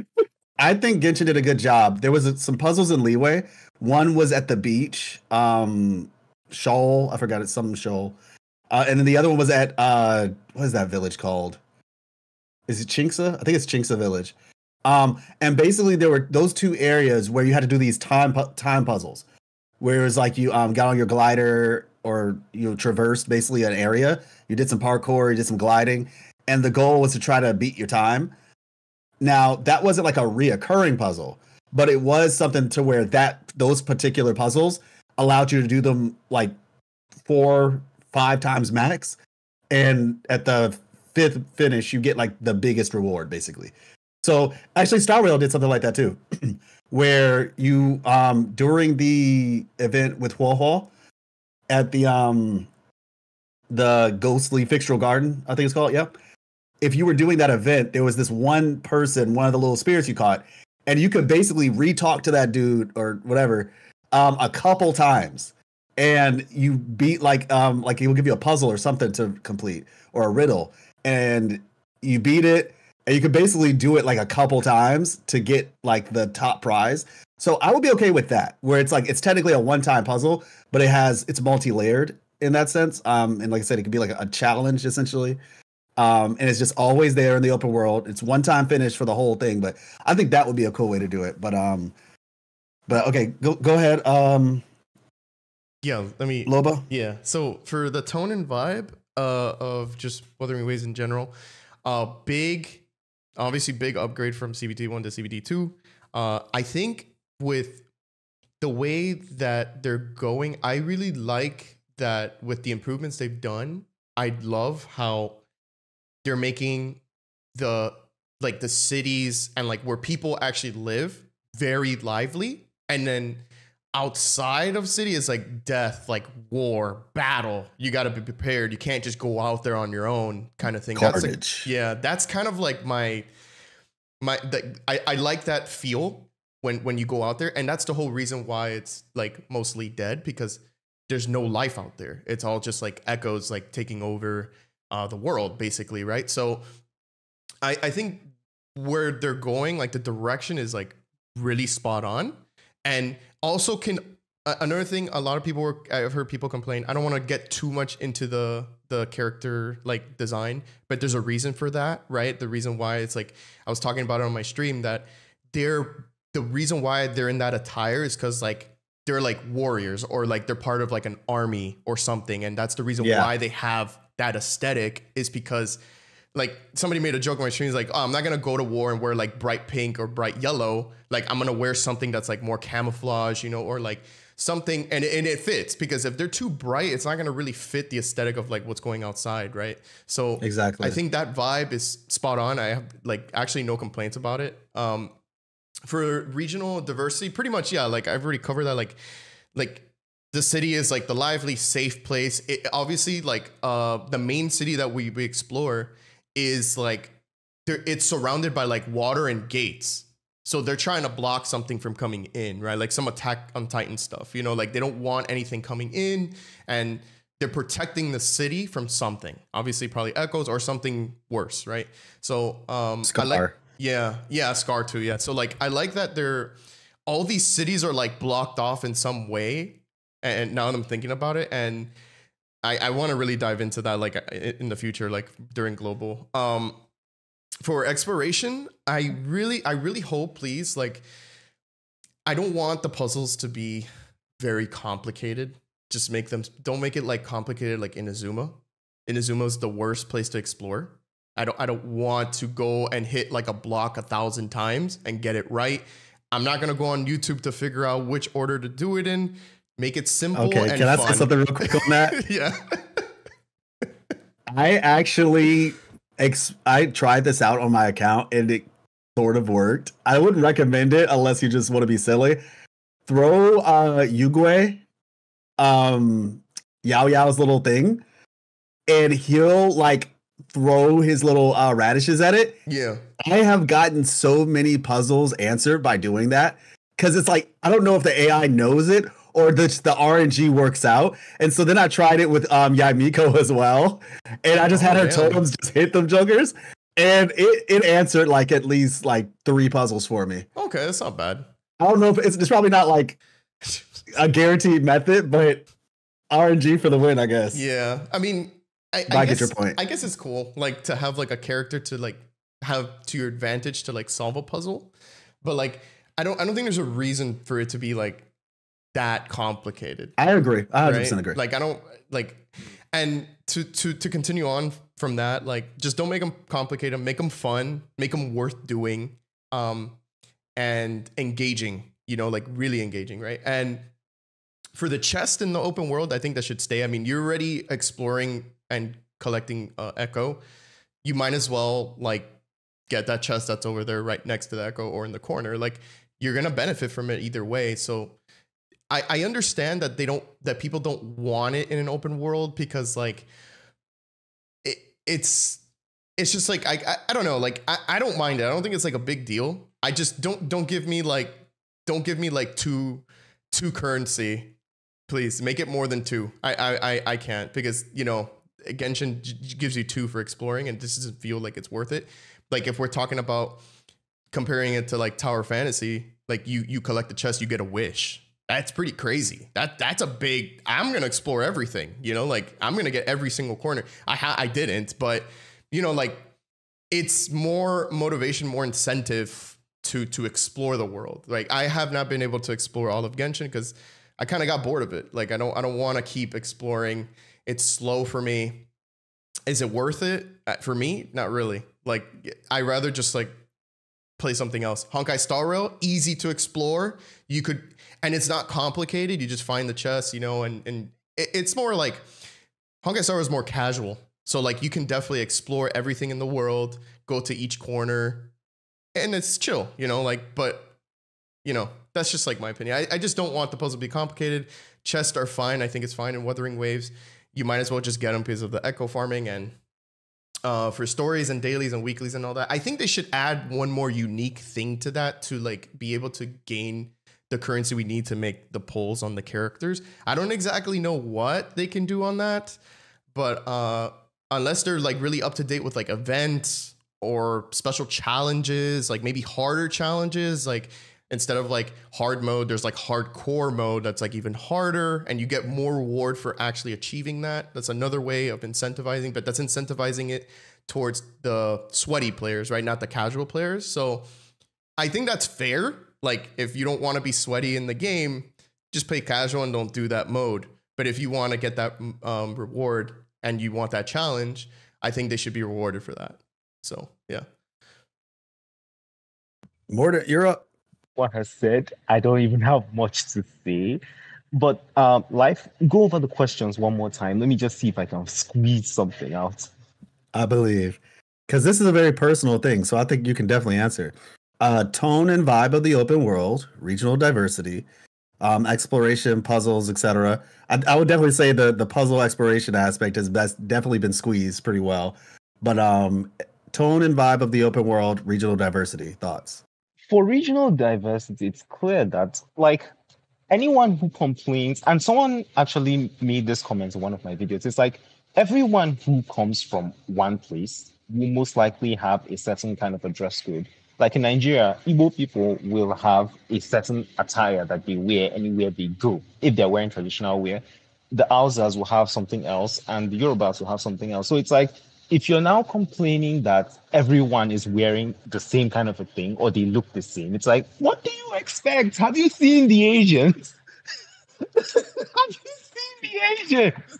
So it's like that's not really a legitimate concern. As for tone and vibe, I am happy with what they did in CBT2. Like Loba pointed out, having the cities now feel lively and then having the open world now feel like, oh, okay, this is a bit more dangerous. Maybe I should just get my work done here and then come back to the city. It's like that makes a lot of sense. I like that. So I don't really have much to say. Everyone has already butchered, like they've beaten this horse down to death enough. So let me just leave it at that. All right. Thank you for the colorful description. So yeah, I would say just in terms of my opinion, I love the tone, I love the vibe. I think the way that I described it one time is that the world is going to be a bit more on the dark, side. Depressive, whatever you want to call it. I don't think that's necessarily even a bad thing. What is so amazing is that the characters are essentially the colorful part, which makes them one stand out. And it's like they're the light of the world. You get it? And even in terms of the general areas, right, being so dark and depressive, but the hub areas are like the safe havens. It's like the bastions, the final bastions in this post-apocalyptic world. And so it's just like when you're out there, it's like you can always see that North Star, that lighthouse, essentially out in the distance. It's like, okay, it's a dark map, but we got a couple lights here and there. And so I just love that. The immersion is amazing. Very big fan of it. Regional diversity, piggybacking on what Connor said, I want snow. I want a snow area so bad. I am weak to snow areas. That is my favorite. So give me a mountain or whatever, a plain, just give me some snow and I'll be good. Imagine they implement the Dragon Spine freeze system in that snow area. Yeah, I'm gonna say everybody's like, no, I wouldn't, to be honest, I didn't mind that too much. I actually enjoyed it, but I don't. Oh, wait a second. I just remember. Okay, let me just say this. Y'all, I know y'all might not be happy about this. There's an area like that in Wuthering Waves. It's not the freeze mechanic, but there is an area. Oh wait, you mean the Inferno Rider's place? Yeah. The Inferno Rider's place actually has a thing. I forgot about that. It's not the whole time. It's not the whole time, and I won't spoil it, but I'll just say, yeah, there's an area like that. So sorry. But yeah, so like I said, regional diversity, 100%. The outfits, definitely. Now, I will say this though. Some of the outfits needed reworks, I do believe. And like one of my favorite characters in the game is Tao Chi, but I was not the biggest fan of her outfit, just being honest. And so hopefully, and that's kind of a whole other conversation on skins. Like I said, there's a lot of places we can go. And so I'm gonna just say this, y'all. If y'all are enjoying this, let us know, give us feedback, and we will definitely do another one where we can get like a little bit more into detail with some other aspects that we might not have covered today. We talked about like gacha currency and things like that. I think one way that they can help, I think Genshin did a good job with it, where it's like you can make treasure compasses. So you can make it easier to find the treasures. And the other thing Tower Fantasy actually did was they showed you the percentage very clearly, in a detailed way, the percentage of treasures that were still left in the open world in particular areas. So that might help. So now that we were kind of talking about gacha currency, let's talk about the gacha. For those who are not initiated, gacha is basically the system by which we get the characters in the game. Different games have different ways of getting characters. The fact that it's being different from PGR, would you mind covering that, Connor, since you're a resident PGR expert? Thank you so much. We can talk about the rates, the shard system, and the weapon banner. I will talk about the shard system. And in terms of rates and weapon banner, I think I could do rates. I don't know. Okay. I don't know if Morgan wants to do rates or not. I don't mind doing rates or weapon. Nah, I think Loba should take it because he has more hands-on experience with it. So I think he should take Okay, it. cool. And just And then- something afterwards. Yeah, definitely. and then you can speak on the weapon banner. Just like your thoughts on the fact that there is a weapon banner in general. Some games have them, some don't. So you can speak on that, Morgan. Like I said, we still have to get to the story, and we'll be about in the home stretch after that. So different from PGR. Connor, your shot. PGR has been known for having probably one of the most generous, if not the most generous, gacha you'll ever see in a gacha game. A lot of people are always confused as to why that is. Okay. One, whenever a new character debuts, it is only a 60 pity and it's guaranteed. There's no 50-50. You're never ever to worry about missing it. So it's not 120 pulls maybe. It's 60 pulls guaranteed. The way that they've designed their patches is PGR generally alternates between either a free unit or like an A rank unit, so like a 4-star unit, and then a new premier unit, like an S rank unit that you're actually going to have to pull for. The amount of time, if you're clearing kind of like weekly and daily events to get there, you can guarantee every new character that drops that is exclusive like to the banner when it comes through as a free to play character or player, which is, people love that about PGR. That's probably hurting some of their numbers and why maybe they're not necessarily making as much as some other games, but a lot of people have loved the game for that. They also have 2 additional banners that matter to a character. They have a weapon banner and they have a pet banner. The pet banner, when a new pet like debuts, it's only 20 pulls to get the pet and it's 100% guaranteed. Then on the weapon banner, when a character debuts, it's 30 pulls. And also, I believe when the weapon debuts, it's 100%. If not, it's 80% the rest of the time. But that's the only place where you're going to bump into any kind of like RNG or 50-50. But it's not 60 even in that case. It's 30. So the amount of currency that you need to get all of the things to have one full copy of the character is so accessible for free-to-play players that people love that. And I know a lot of people were looking for that coming into Wuthering Waves, at least something similar, and not obviously not a 1-to-1. I think that was a little bit of wishful thinking, but a lot of people were looking for something to be a little more generous. So I think there was some disappointment when they kind of took a more common approach to the gacha. Like it's very close to Genshin's gacha and how they've set everything up in terms of like the rates and sorry. No, I think that's a perfect segue to now go to Loba's spot. Okay. Yeah. So In terms of rates. Loba, if you want to talk a little bit more about like the rates on that side, but that was the general sentiment that came out of PGR and why some players were a little disappointed, we'll say, with the Wuthering Waves gacha. I'm gonna start with the rates. Like, I this is a huge theory. I really think Wuthering Waves, like, and CBT1, I think they did the pity system just like Genshin's on purpose to receive bad feedback on purpose. So I feel like there's some psychology behind that. I think they did that on purpose. So when they actually go for global release, people, and they're going to make it better because the feedback was bad, right? So when the global release comes out, no matter what they do, if it's maybe 80 pity, 70 pity, the whole community is going to be hyped for it, no matter what. Would you say they were testing the waters? Yes, 100%. Yes, pun intended. Exactly. So like, I think that was really smart of them to do. And I really hope that for just like the rate system, like I know it's not going to be exactly like PGR's. I just hope that it's doable for F2P players. You know, not a lot of people could spend money on these games, right? So it would be cool to be able to get the 5-star that you really, really want. To see also if, like, let's say the first time the banner comes out, like how Connor was saying, like you have a lower pity for it for the first time getting it, right? And then after that, like, you know, you miss your chance, right? But the rating, I think it's going to be better than Genshin for sure. I don't think it's going to be the same because of the feedback that they received. And to be honest, I've never really pulled as much on PGR to really understand the rates that much.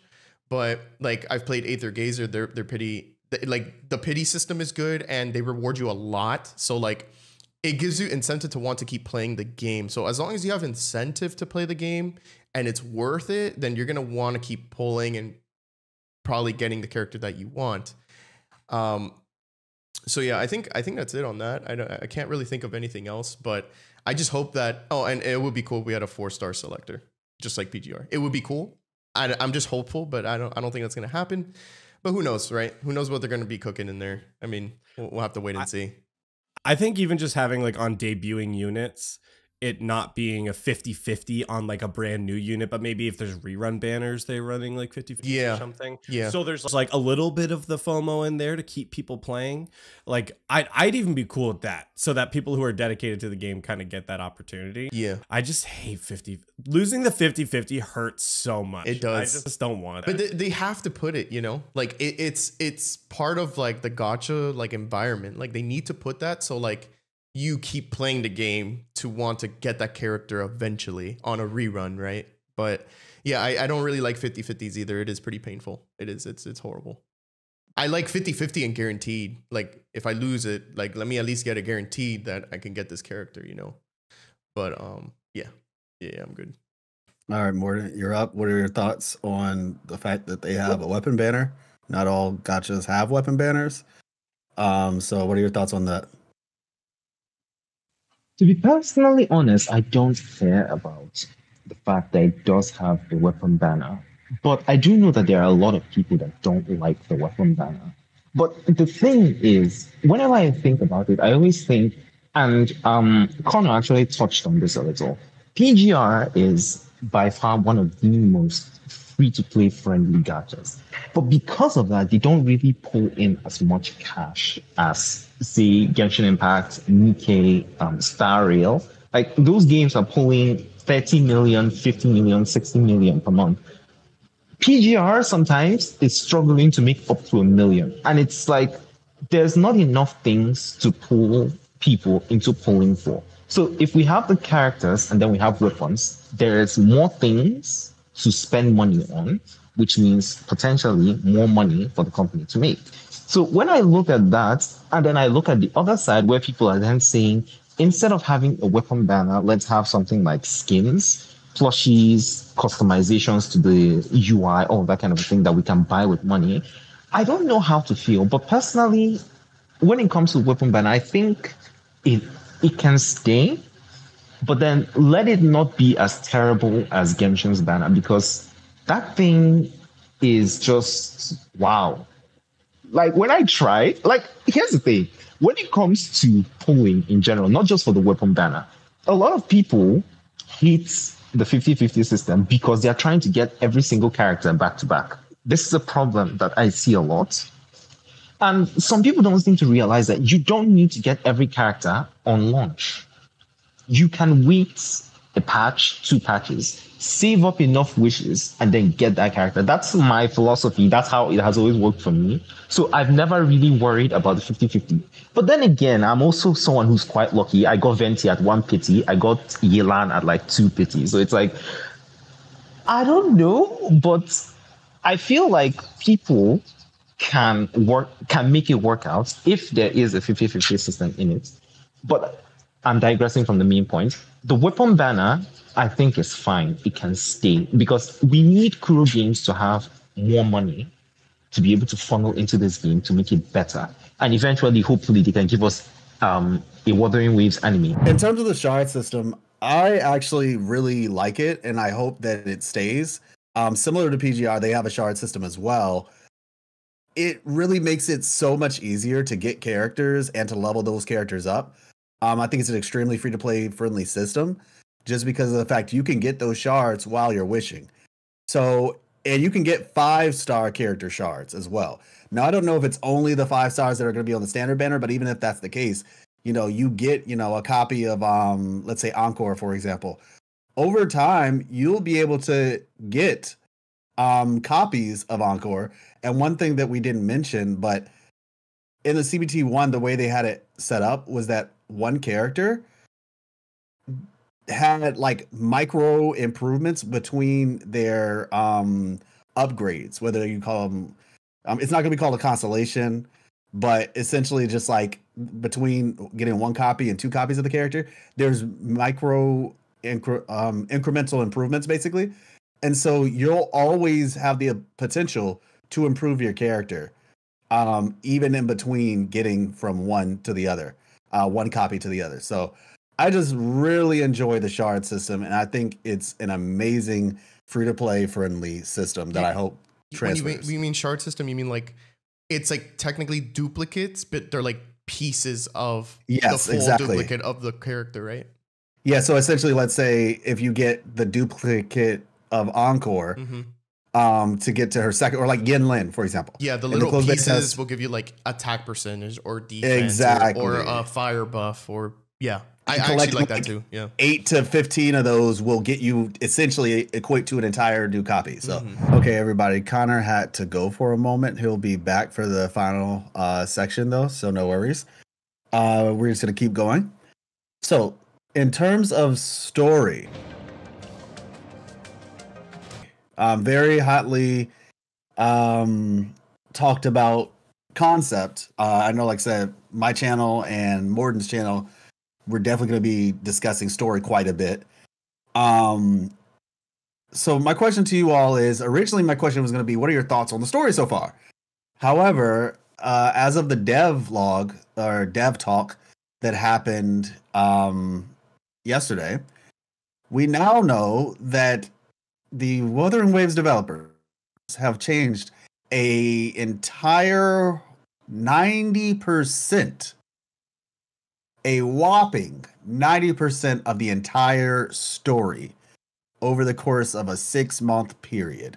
My goodness. Yeah, so with all of that being said, I first want to ask, what are your opinions about the change? This giant shift. And we've seen some of this in characters like Don Jin.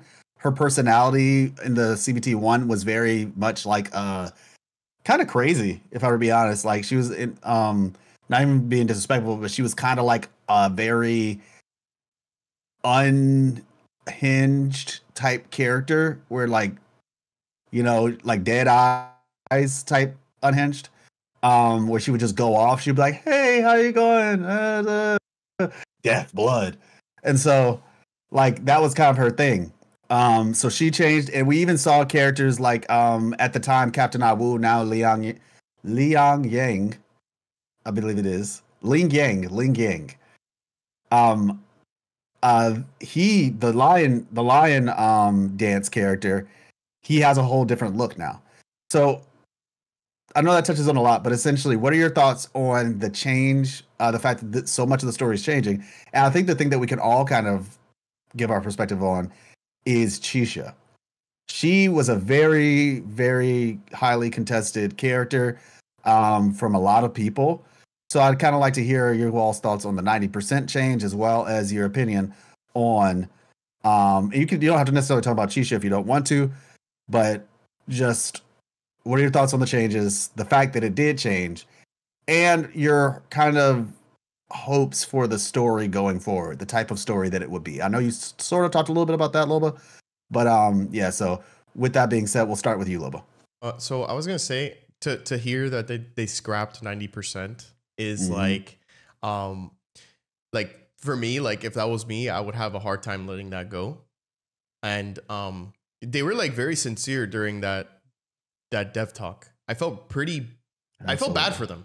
Like, I felt really bad for them. And I really hope that I did feel bad for them. Yeah, I just hope that they don't I hope that the feedback that they're receiving and that they're listening to is not like actual slander, but more constructive criticism, like type of feedback.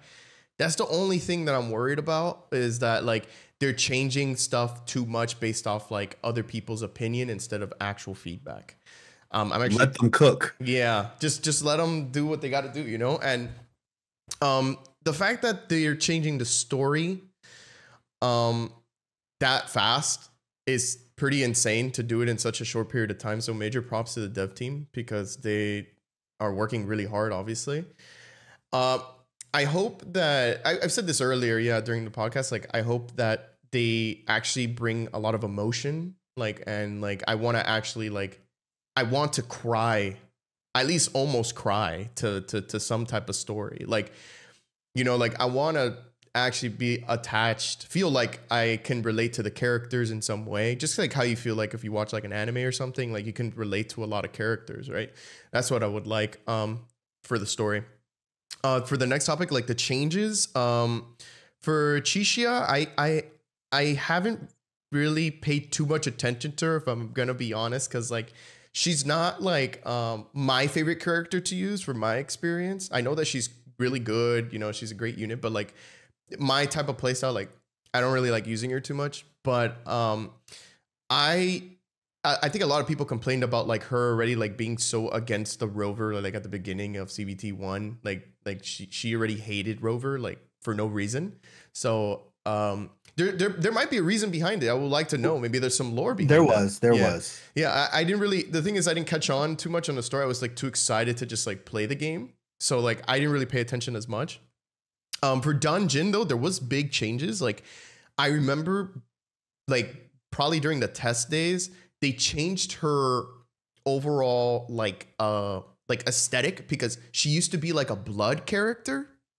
And I think they had to take that out because it was like there was like some censorship with like China, like there was like some Chinese law that they can't have like blood in the game or something. So they changed it a bit, but I think technically like what she's doing is like actual like blood attacks, like, but they're not showing it as much, so they don't want it to be too gory. So I thought that was pretty interesting. And for Captain Awu, like I think it was the first like model was pretty unique. It was like different. Like it was, we haven't seen that in a gacha game like that. Like we've seen like characteristics on like human people, but like I still appreciate the newer model. I think it still looks dope. Like I actually have no complaint. I think it looks really cool.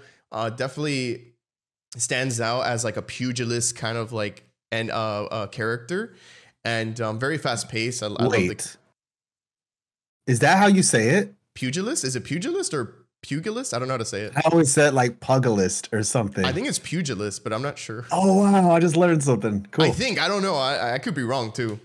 Okay, yeah. I've heard people say like pugilist, but I'm not sure. Got you. I could be a Final Fantasy 14 reference. I don't know if that's the thing. I don't know, but I think he looks cool. Like I actually have no complaints with like his whole, and it is just it really is just Chinese culture. Like no one's copying anybody. Yeah, like it's literally just it's normal. Like that's fine. They're just let them cook, dude. Let them cook. And I think that's it for that. I don't really have any other thoughts. I don't know if I've answered everything or not. I mean, for the most part, yeah. The only other thing was like, your hope for the story going forward, but you get that at the beginning. So yeah, I think we're good. I think for one more thing, just to add, like I don't want too many cliffhangers. Like I think it could get pretty old and pretty boring, because if I'm gonna compare it, like get every single Archon quest for Genshin is every single time it's just like a cliffhanger, and it just like, when are we gonna get to the point, right? Like close certain chapters for certain characters, right? Just end it and then just move on, right? But they love to cliffhang stuff in their quest, which is why I don't do it anymore, because I know what I'm gonna get at the end of it, So I really hope that they go a different route with that. Like they're probably gonna have to add some suspense, but definitely just get straight to the point for like the closure of like specific characters, Yeah, I think essentially you want there to be closure, and the way that a good story would do it is where they'll give you like closure to that particular aspect of the story, but then present a question at the end to make you interested later. Exactly. Not just have the entire thing never actually have any degree of closure. Exactly. Yeah, I feel you. Yeah. I think I'm good now. Yeah, I think that's like everything I have right now. to think about. All right, Mordant. Okay, so when it comes to that 90% thing, like a lot of people will keep on hammering this, but I have a lot of respect to the devs. Like these people literally, like when they say they reworked 90% of the story, most people don't seem to understand that what they essentially did is they went down to the base law of the game and they literally said it themselves. The world building concepts, the things, the history that actually makes up the story that we actually saw, they actually went back to change that. And they did all of that in the span of 6 months. Like, how much of a crunch do you think those people went through in order to do that? And then it sort of hurts me inside to now think that there are still going to be some people who are going to still bash the story because it doesn't um, live up to their standards. And at the same time, I know that not everyone. It's a gacha game. What are your actual standards for story? I'm sorry, please. But it's like a lot of people, like, honestly, I don't even want to go into that topic because it's something else. But then I wanted to talk on Awu or Ling Yang. Oh my God, wow. I wanted to talk on Ling Yang or Awu. When it comes to his design, I was honestly not that happy about the redesign. But at the same time, I understand why the redesign happened. Now, has anyone noticed this trend with all of the male characters that we have in Wuthering Waves? They seem to always be able to attract the female players in the gacha community. Has anyone noticed that? And I believe that Lin Yang was made specifically to attract the female players because if you see him, he's like the cute little boy that is very energetic and happy and always ready to do stuff. I really believe that he was redesigned just specifically to be able to capture like the female audience. So in that sense, I'm fine, but I do miss and I really hope that he still has that sense of maturity that he had in the original story. Because spoilers for anybody that doesn't know, in the original story, that CBT1 story, he was he was closely tied to the Inferno Rider boss. And it's like, I really don't want that to change, but from how everything is looking, it's most probably going to change. Now, as for what I want from the story, I was already theorizing on like who the rover is. That's like the main thing that we want to know in the story. Who is the rover? Why did they lose their memory? And what can be done? All of that kind of a thing. I really don't want it to be a case where we are so busy helping the entire world that we now lose sight of that goal. Because that's a trap that Genshin has fallen into. We only get to see Aether and Lumine's story in the 0.6 version of every patch. And it's like, why do I need to wait that long just to know what is going on with Aether and Lumine's story? Like, at least give me some closure, even if it's just to sprinkle in some little bits of it in other patches and then give us a full on something in point 0.6. It's like, that's really what I want from the story. I want the story not to branch off too much that we forget the main thing that we came to do. We're here to find out what's up with the rover.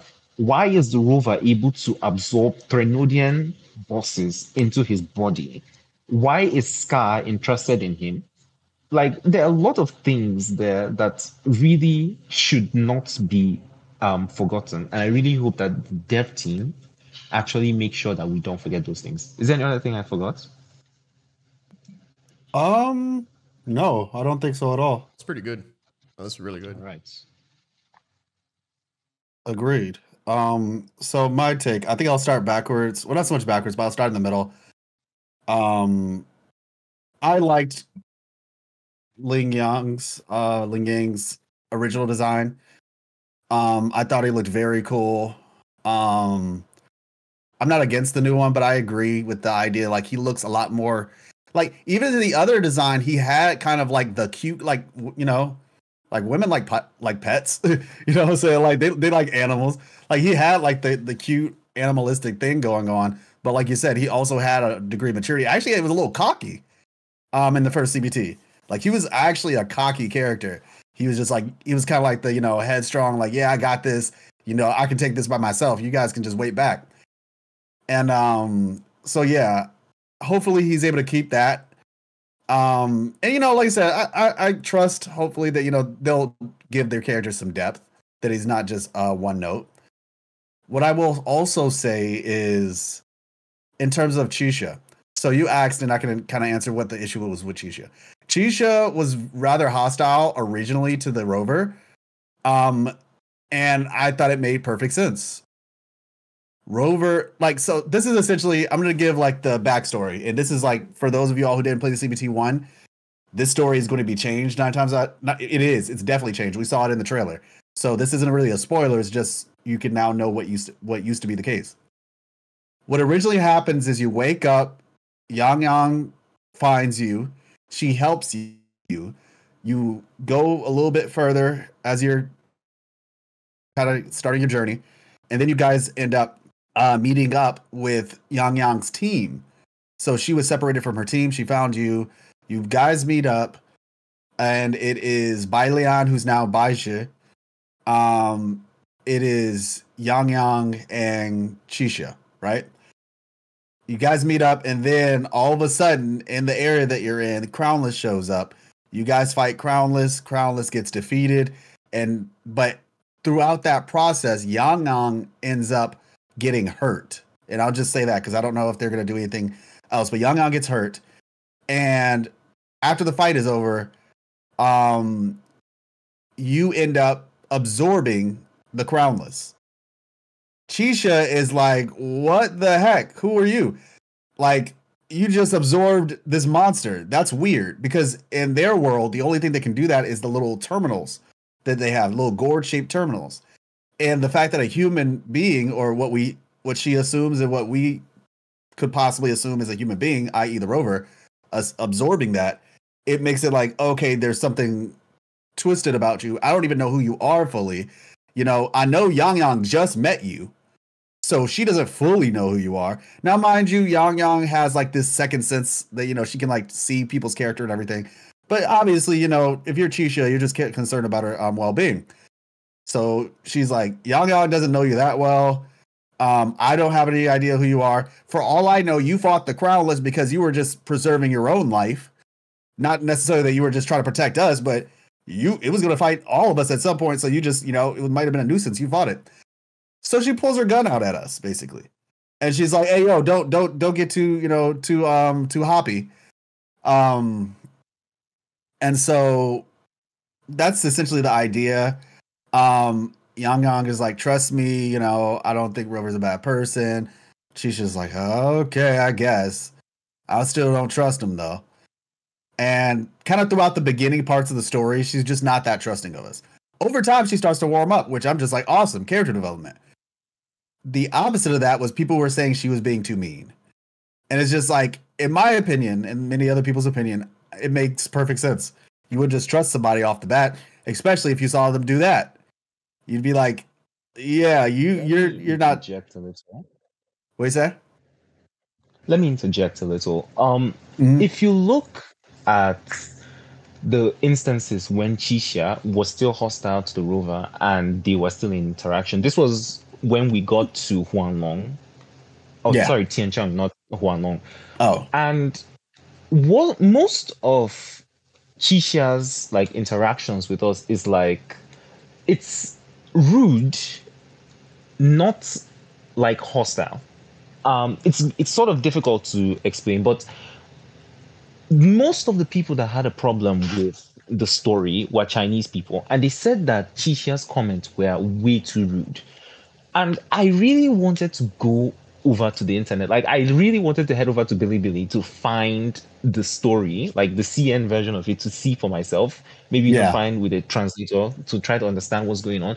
But I couldn't find that. But I went back and I looked at the story of the English version, and I can see what they're talking about. Like, in a way, it's not like she's being hostile in the sense that this character is like somebody that just did something that doesn't make sense. It's like she's just being sassy for no apparent reason. Like you can't really say that her sassiness is because of what he did. It's like, oh, Yang Yang is like, it's not even about Yang Yang. She doesn't even remember Yang Yang. The only time she remembers Yang Yang is when in the city they now ring the bell. That's when we now remember that Yang Yang Yeah. there. But basically, most of the time, Chisha was just like, I don't trust you for no apparent reason. So it wasn't made clear in the story why she was distrustful of the rover, but I do know why she was, and it never really rubbed me the wrong way. But for a lot of people, it clearly did, and well, we have the story changed now. So let me slight pushback to that. If all it was just her manner of speech, now mind you, we don't know. We'll find out in CBT2. But if that was the only issue, I don't understand why they don't just change her voice lines. Because what they decided to do, as we saw in the dev talk, was they basically made it to where she finds us first, along with Yang Yang. And so in my mind, I'm just like, if that was the only issue, then they could have just changed like her voice lines and her animations for when we find her. It seems, at least to me, that they're actually going to go the other route where they make her just nice and seemingly trusting now. So I agree with your statement of it's not so much like hostile, but just like sassy unnecessarily. But it almost seems like they're going like not even just a 180. They're going like 220 or something. Like they're going all the way over to where it's like they're not only are they going to make her trusting, potentially, mind you, we don't know, they're also going to make her possibly nicer to him, or not even just nicer, but also trusting. I say that with the evidence that they're basically saying, hey, let's just make her meet Rover at the same time Yang Yang meets Rover, so therefore she'll be more receptive to Yang Yang's opinion of us, essentially. Obviously, I don't know that, but I just that's kind of what I gathered from it. But to go back, like I said, to the story, my expectations, I mirror what Loba said. I want it to be a very mature, heart-wrenching, whatever you want to call it, just like make me feel something.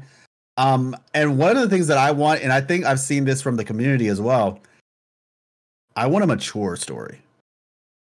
I want a story that is not so lighthearted. We can have lighthearted elements, but I want the story to be mature. I want it to make sense. I remember Genshin when I was first playing Genshin. I was actually very impressed with Genshin because the beginning of Genshin actually has really mature storytelling. And maybe that's because Zhong Li was there in the early parts of Genshin. And so like doing that leeway story quest with Zhong Li, I'm just like, yo, they're touching on some real things. Like Zhong Li is spitting right now. And maybe that's all it really was. And it's not to say that there aren't good moments in the story. Like the most recent Fontaine story was actually very good.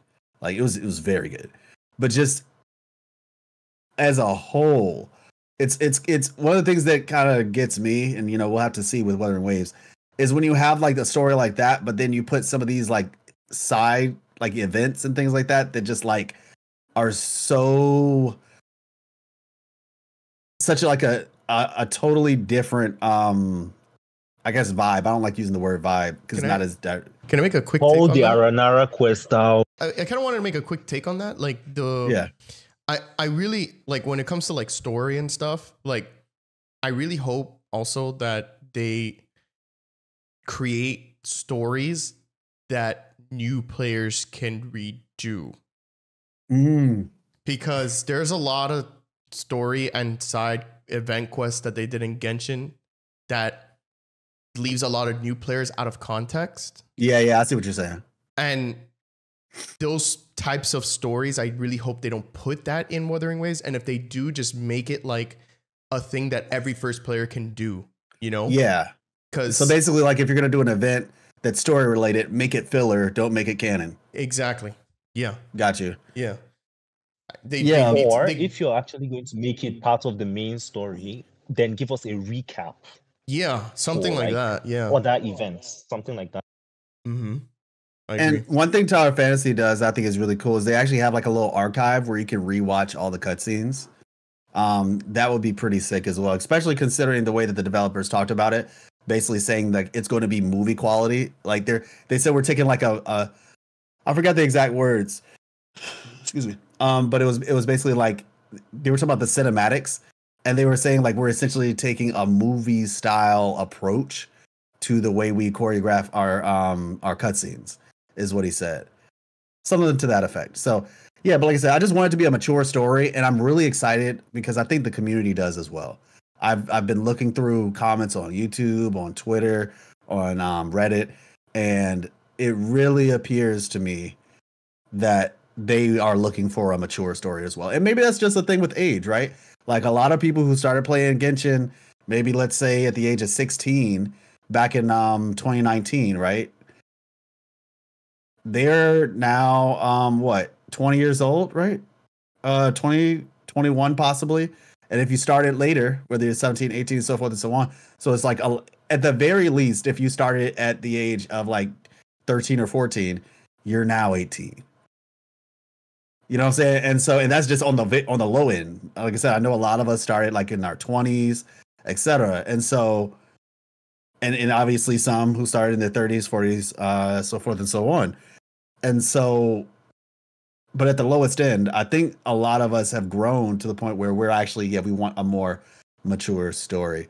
So I really hope that that is the case. I hope that the tone, like I say, we can have lighthearted moments, fun moments, but let the storytelling make sense. Don't make it just like some wishy-washy, no real stakes.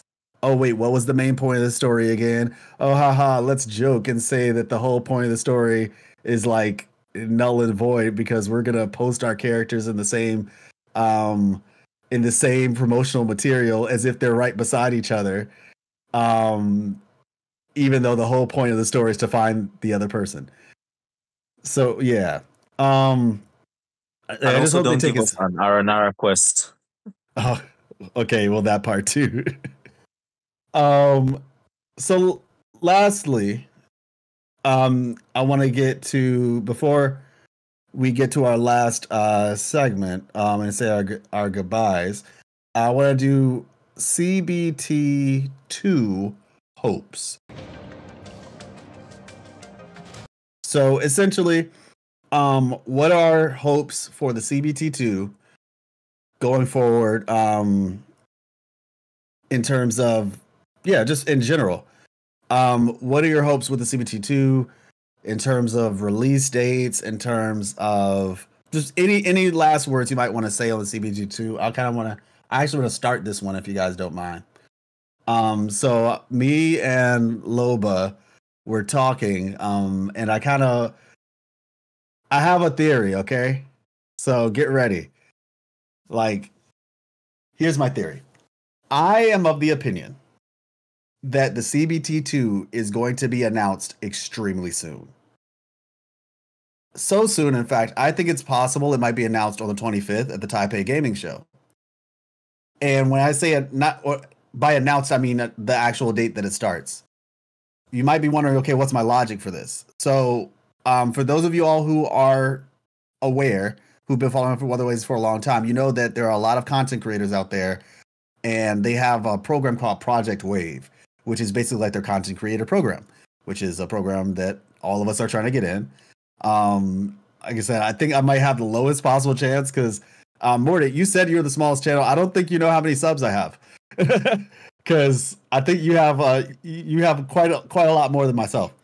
So hopefully, if you all see this, put a good word in for me at Kuro or something. I don't know, but basically, that's the concept. And if you read the blueprint, the fine lines for the Project Wave, the process to produce content for this project ends on, I think it was March 19th. I'm pretty sure that they want people to make content based on the new content offerings that they have, right? And so it wouldn't make a lot of sense for people who have potentially never even been in the first closed beta to just make content reacting and talking purely about the trailers that they've been showing. I'm pretty sure they want to give people an ample amount of content to be able to actually make content on. And so as a result, all the way to March 19th, what that tells me is that they are expecting to release this closed beta test 2 so that we can actually create content on it. And they announced, this dev talk early. They announced the CBT2 announcement when they did. So you'd think, everybody was thinking, oh, they're going to announce CBT2 at the Taipei Gaming Show on the 25th. But since they already did that, what would be next, right? So I'm of the opinion that they're going to announce it very soon. So if you all have not signed up, I suggest you do it. But like I said, from now till the 19th of March, it just matches up too well, in my opinion. So that's my hot take. I think CBT2 is going to be released either like the day after the 25th or maybe on that day. Maybe they'll be like, or they'll maybe say like starting tonight at 12 or something. I don't know. So that's my theory for CBT2. And I hope as many people can get in as possible. My hopes for CBT2 are that, whoever's watching this, come through to the stream, sub to the channels, and let's make this community amazing. So before Loba talks, let me go just add in something. I wanted to, when Life said that it's just a theory, I wanted to actually add in the MatPat game theory voice. Can I still do it? That might be copyrighted, bro. I thought of it too, but that's right, just Loba, the you can go on. theory. Oh, Wuthering Waves theory.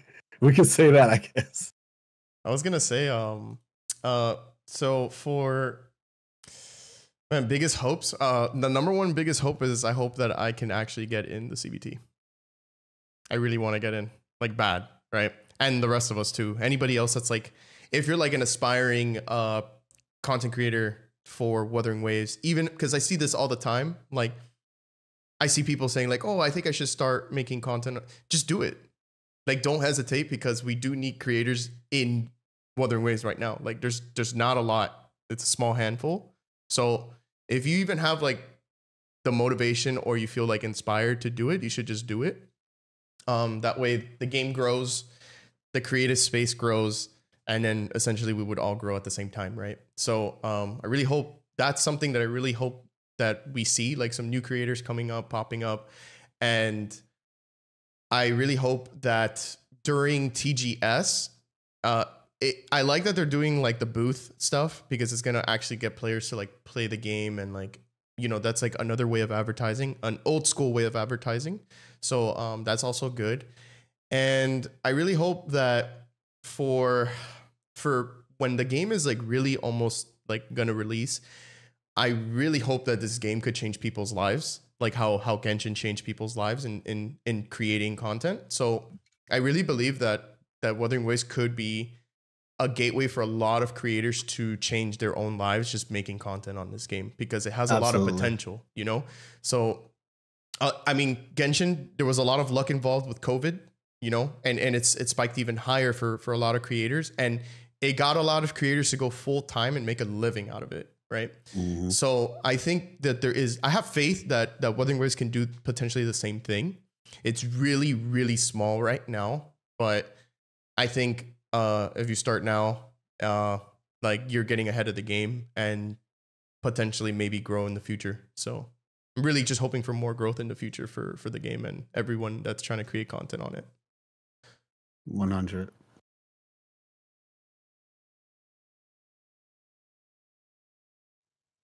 Is it my turn? Yes. Oh, okay. The main thing that I want from CBT2 is that it doesn't burn people's PCs and consoles, because that game is not looking like something a potato can run. And what I have is a potato PC. I do not have a powerful PC. So I really pray that this is a game that really, well, I know right now they're not going to be focused on optimization. So eventually I know it will be optimized, but I hope I can actually play. I hope a lot of new creators come up, because the more content creators we have, the more free promotion that Wuthering Waves gets, and Kuro Games is not known for their advertising. So basically, the more creators we have, the more free advertising they get, and potentially we will not have a PGR situation on our hands. So that's really everything I wanted to say. Everyone has already said everything I wanted to say. So yeah. Yeah, I second that. I guess one hope that I would say, I hope that Kuro backs this thing and promotes this game like nothing ever before. I hope they like, I know this is like a big ask, and I understand they know what they have on their hands, I think. But they're going to need to be able to market this thing effectively. So I hope that they're able to market this game effectively. They can get the casual audience in there. And the thing when I say get them in there, it's not even just a matter of getting them in, it's keeping them. But I do believe that the game has the bones for that. And this is what I'm saying. Like, I think the game has the bones to allow casual people to enjoy their time there and still have things for the hardcore. Like, I truly believe that, because it's not even just a matter of, oh, we need to market better so casuals will come. Well, if your game isn't casual friendly, then they won't come. So I hope that that happens. I hope that the game starts off on a strong foot, like it's a banger intro, which, like, I honestly believe they will. I believe they will. Like, that's what these closed beta tests are for. They're for feedback. The game's coming out this year. Like, it's coming out this year. So as a result, and that, I guess that is my other hot take. I think that the closed beta test 2 is going to be announced very soon, possibly the 25th. And I think the game's going to come out either this summer or early fall. That's my theory. But yeah, so like I said, I agree 100% with all of that. Like I said, if you are an aspiring content creator, go for it. What I will say is this, with this caveat. And mind you, I'm just a guy on the internet. You don't have to listen to me. Please don't bring any drama into this community. Try your level best. And I know some people don't do it on purpose, but I really would like for this community. I'm not ignorant to the fact that it's going to happen, because, you know, when humans are together, that's what happens. But And also the I game that this is competing against. what? That's Wuthering Waves is competing with Genshin. So because of that, it's going to pull in a lot of like drama, and we don't really Oh want yeah, that. yeah. Okay, I just want to make sure understand what you meant in reference, and Could I say what you one were thing saying on in reference that to. really quick? Well, let me just Yeah, finish the go point, and then I got you. Yeah, so basically the point is just that I would like for the positivity to outweigh the negativity. I would like for, and I honestly, really, from the things I've seen on Reddit, the things I've seen on YouTube, the things I've seen on X, I really believe that we have a mature audience on our hands, and I'm happy for that. And I'm just hoping, and not even just have to be in terms of age, but just maturity and mindset. I'm really hoping that we can outweigh, and that's what this channel is going to do. I'll tell you that much. This channel is that's one of my goals, is to be able to outweigh negativity with positivity, in terms of this community. Go for it, Loba. Say that I think, even though we're still at the early stages of like Wuthering Waves' development, like, the community is doing a pretty good job at just spitting facts towards like either negativity or comments. Like, they're actually being very, very positive in the responses to like really negative comments from I'm going to say the Genshin community, because it is the Genshin community. I'm not going to say it's not. It really is. And they're really like, the Wuthering Waves community is really like spot on with whatever they're talking about. They got facts. They know what they're saying. It's crazy. And it's making, it's going to shake things up a lot in the future. There's going to be drama regardless. We're not going to be able to avoid this. Yeah. So I just don't want this to be something that I don't think it will, but I really hope it doesn't make Wuthering Waves decline in actually trying to become a successful game just based off like somebody's slander on the internet. You know what I'm saying? Yeah. Like, I really don't want that to be the future of Wuthering Waves, because this game has too much potential. You know what would be sick? If somebody said something like really negative, and then they got ratioed to oblivion, with positivity. No, I've seen that. That's what I'm telling you. Like that will be like create a trending situation where we end up trending because someone said something negative, and then just a bunch of people started commenting something like super positive. It was just the same thing though. That would be so cool. No, I've actually seen that on Twitter a couple times where like Okay, nice. somebody's That's defending Wuthering Waves, but in a very formal, nice conversation, not even trying to be toxic or anything. And they always end up getting blocked by like the person that's So it's actually hilarious. Awesome. Hey, keep it up, man. Keep it up. There's a Bible verse I always tell people. It says, "Don't grow weary in well doing." Mm-hmm. Like if you're doing the right thing, stick at it. You know, like do not grow weary. You know, you might not get all the awards, you might not get all the clicks or the attention, but just stick at it because it's the right thing to do. So keep that attitude. Kill them with kindness. All right, so everybody, thank you so much for coming through. I really hope you all enjoyed it as much as we did. If you have any feedback at all, please do not hesitate to comment below. You know, tell us what you thought of the topics. Tell us what you thought of just, you know, our takes on those topics. And I'm going to give everybody a chance to... much. And don't roast us too much, agreed. And I'm going to give everybody a quick opportunity to just say, you know, their goodbyes and make any shout outs that they might want to make. So you're first, Connor.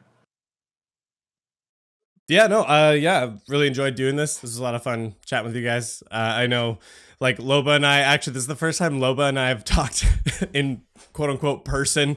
Most of it's been on, like, text and, like, Twitter DMs and stuff. So it was a good time. It was a lot of fun. It was also a good chat with you too, Morden.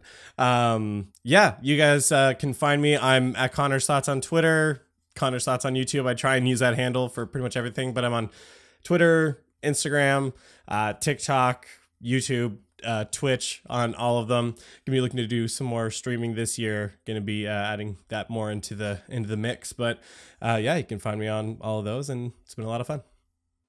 Awesome. It was nice talking to you too, Connor, by the way. Well, we talk more regularly, so that's why I drew attention to for the other guys. I was gonna say this was awesome. I actually do want to collab with a lot of content creators, especially in the Wuthering Waves space. So this is like a really good like icebreaker, good start to that, because there isn't a lot yet that are creating content on Wuthering Waves, and I am passionate about this game. So like no matter what, like I love talking about it, and to be here and like collabing with other creators is truly an honor. So I do appreciate it a lot. If any of you guys want to follow, I basically, my main YouTube channel is Lobo Pixel Gaming. Basically, I'm trying to become a serious Wuthering Waves content creator in the future. So I've been posting a lot of content on CBT1. I have a lot of stacked footage there. I'm on TikTok as well. Twitter mostly. I'm trying to update on news on Wuthering Waves and stuff like that. And Instagram as well, but I don't post much there. But yeah, basically you can follow me there, guys. And we would really appreciate any feedback that, if the community sees this, please comment and give us more topics to talk about if we missed out on anything, because that can be potential material we can use for the next episode. So definitely, yeah. Okay. Can I talk now? Yes.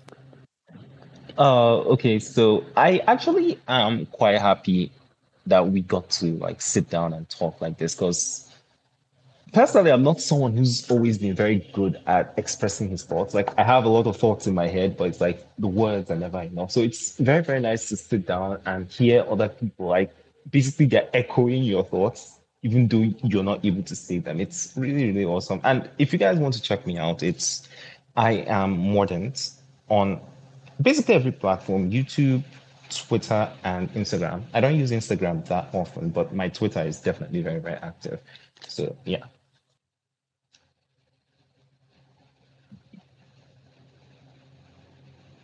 Awesome. Morgan, can you mute yourself for me? Thank you so much. Yeah, so it's life here. Obviously, you're on my channel, so yeah. You can find me here on my channel. I stream on Twitch. Interesting thing, if you're watching this like soon, it is technically January 20th, 2024, and I'm gonna be streaming next week, all week, on my Twitch channel, which is Life Lessons, NCNL. And so this is my channel. You can find me on X. Handle on X is I believe No Christ No Life. Or at No Christ _ No Life. You can find me I'm technically on Instagram. All my stuff is like in my description or whatever. So if you want to follow me, just hit me up on there. TikTok. Gonna be posting a lot more. I've said this once, I'll say it again. It'll be similar to Loba, Connor. I think, especially going to be taking Wuthering Waves extremely seriously, trying to make this like a like I said, just trying to make this like a serious thing in the content creation space, both this podcast as well as our channel. So if you all are interested in following some creators for Wuthering Waves, by all means, hit us up. You'll see us. We'll be collaborating with each other, talking with each other, and then making our own individual content as well. So, like I said, we hope that you all enjoyed this Rover Cast, and we will catch you all on the next one. Until then, stay hydrated, be blessed, and peace.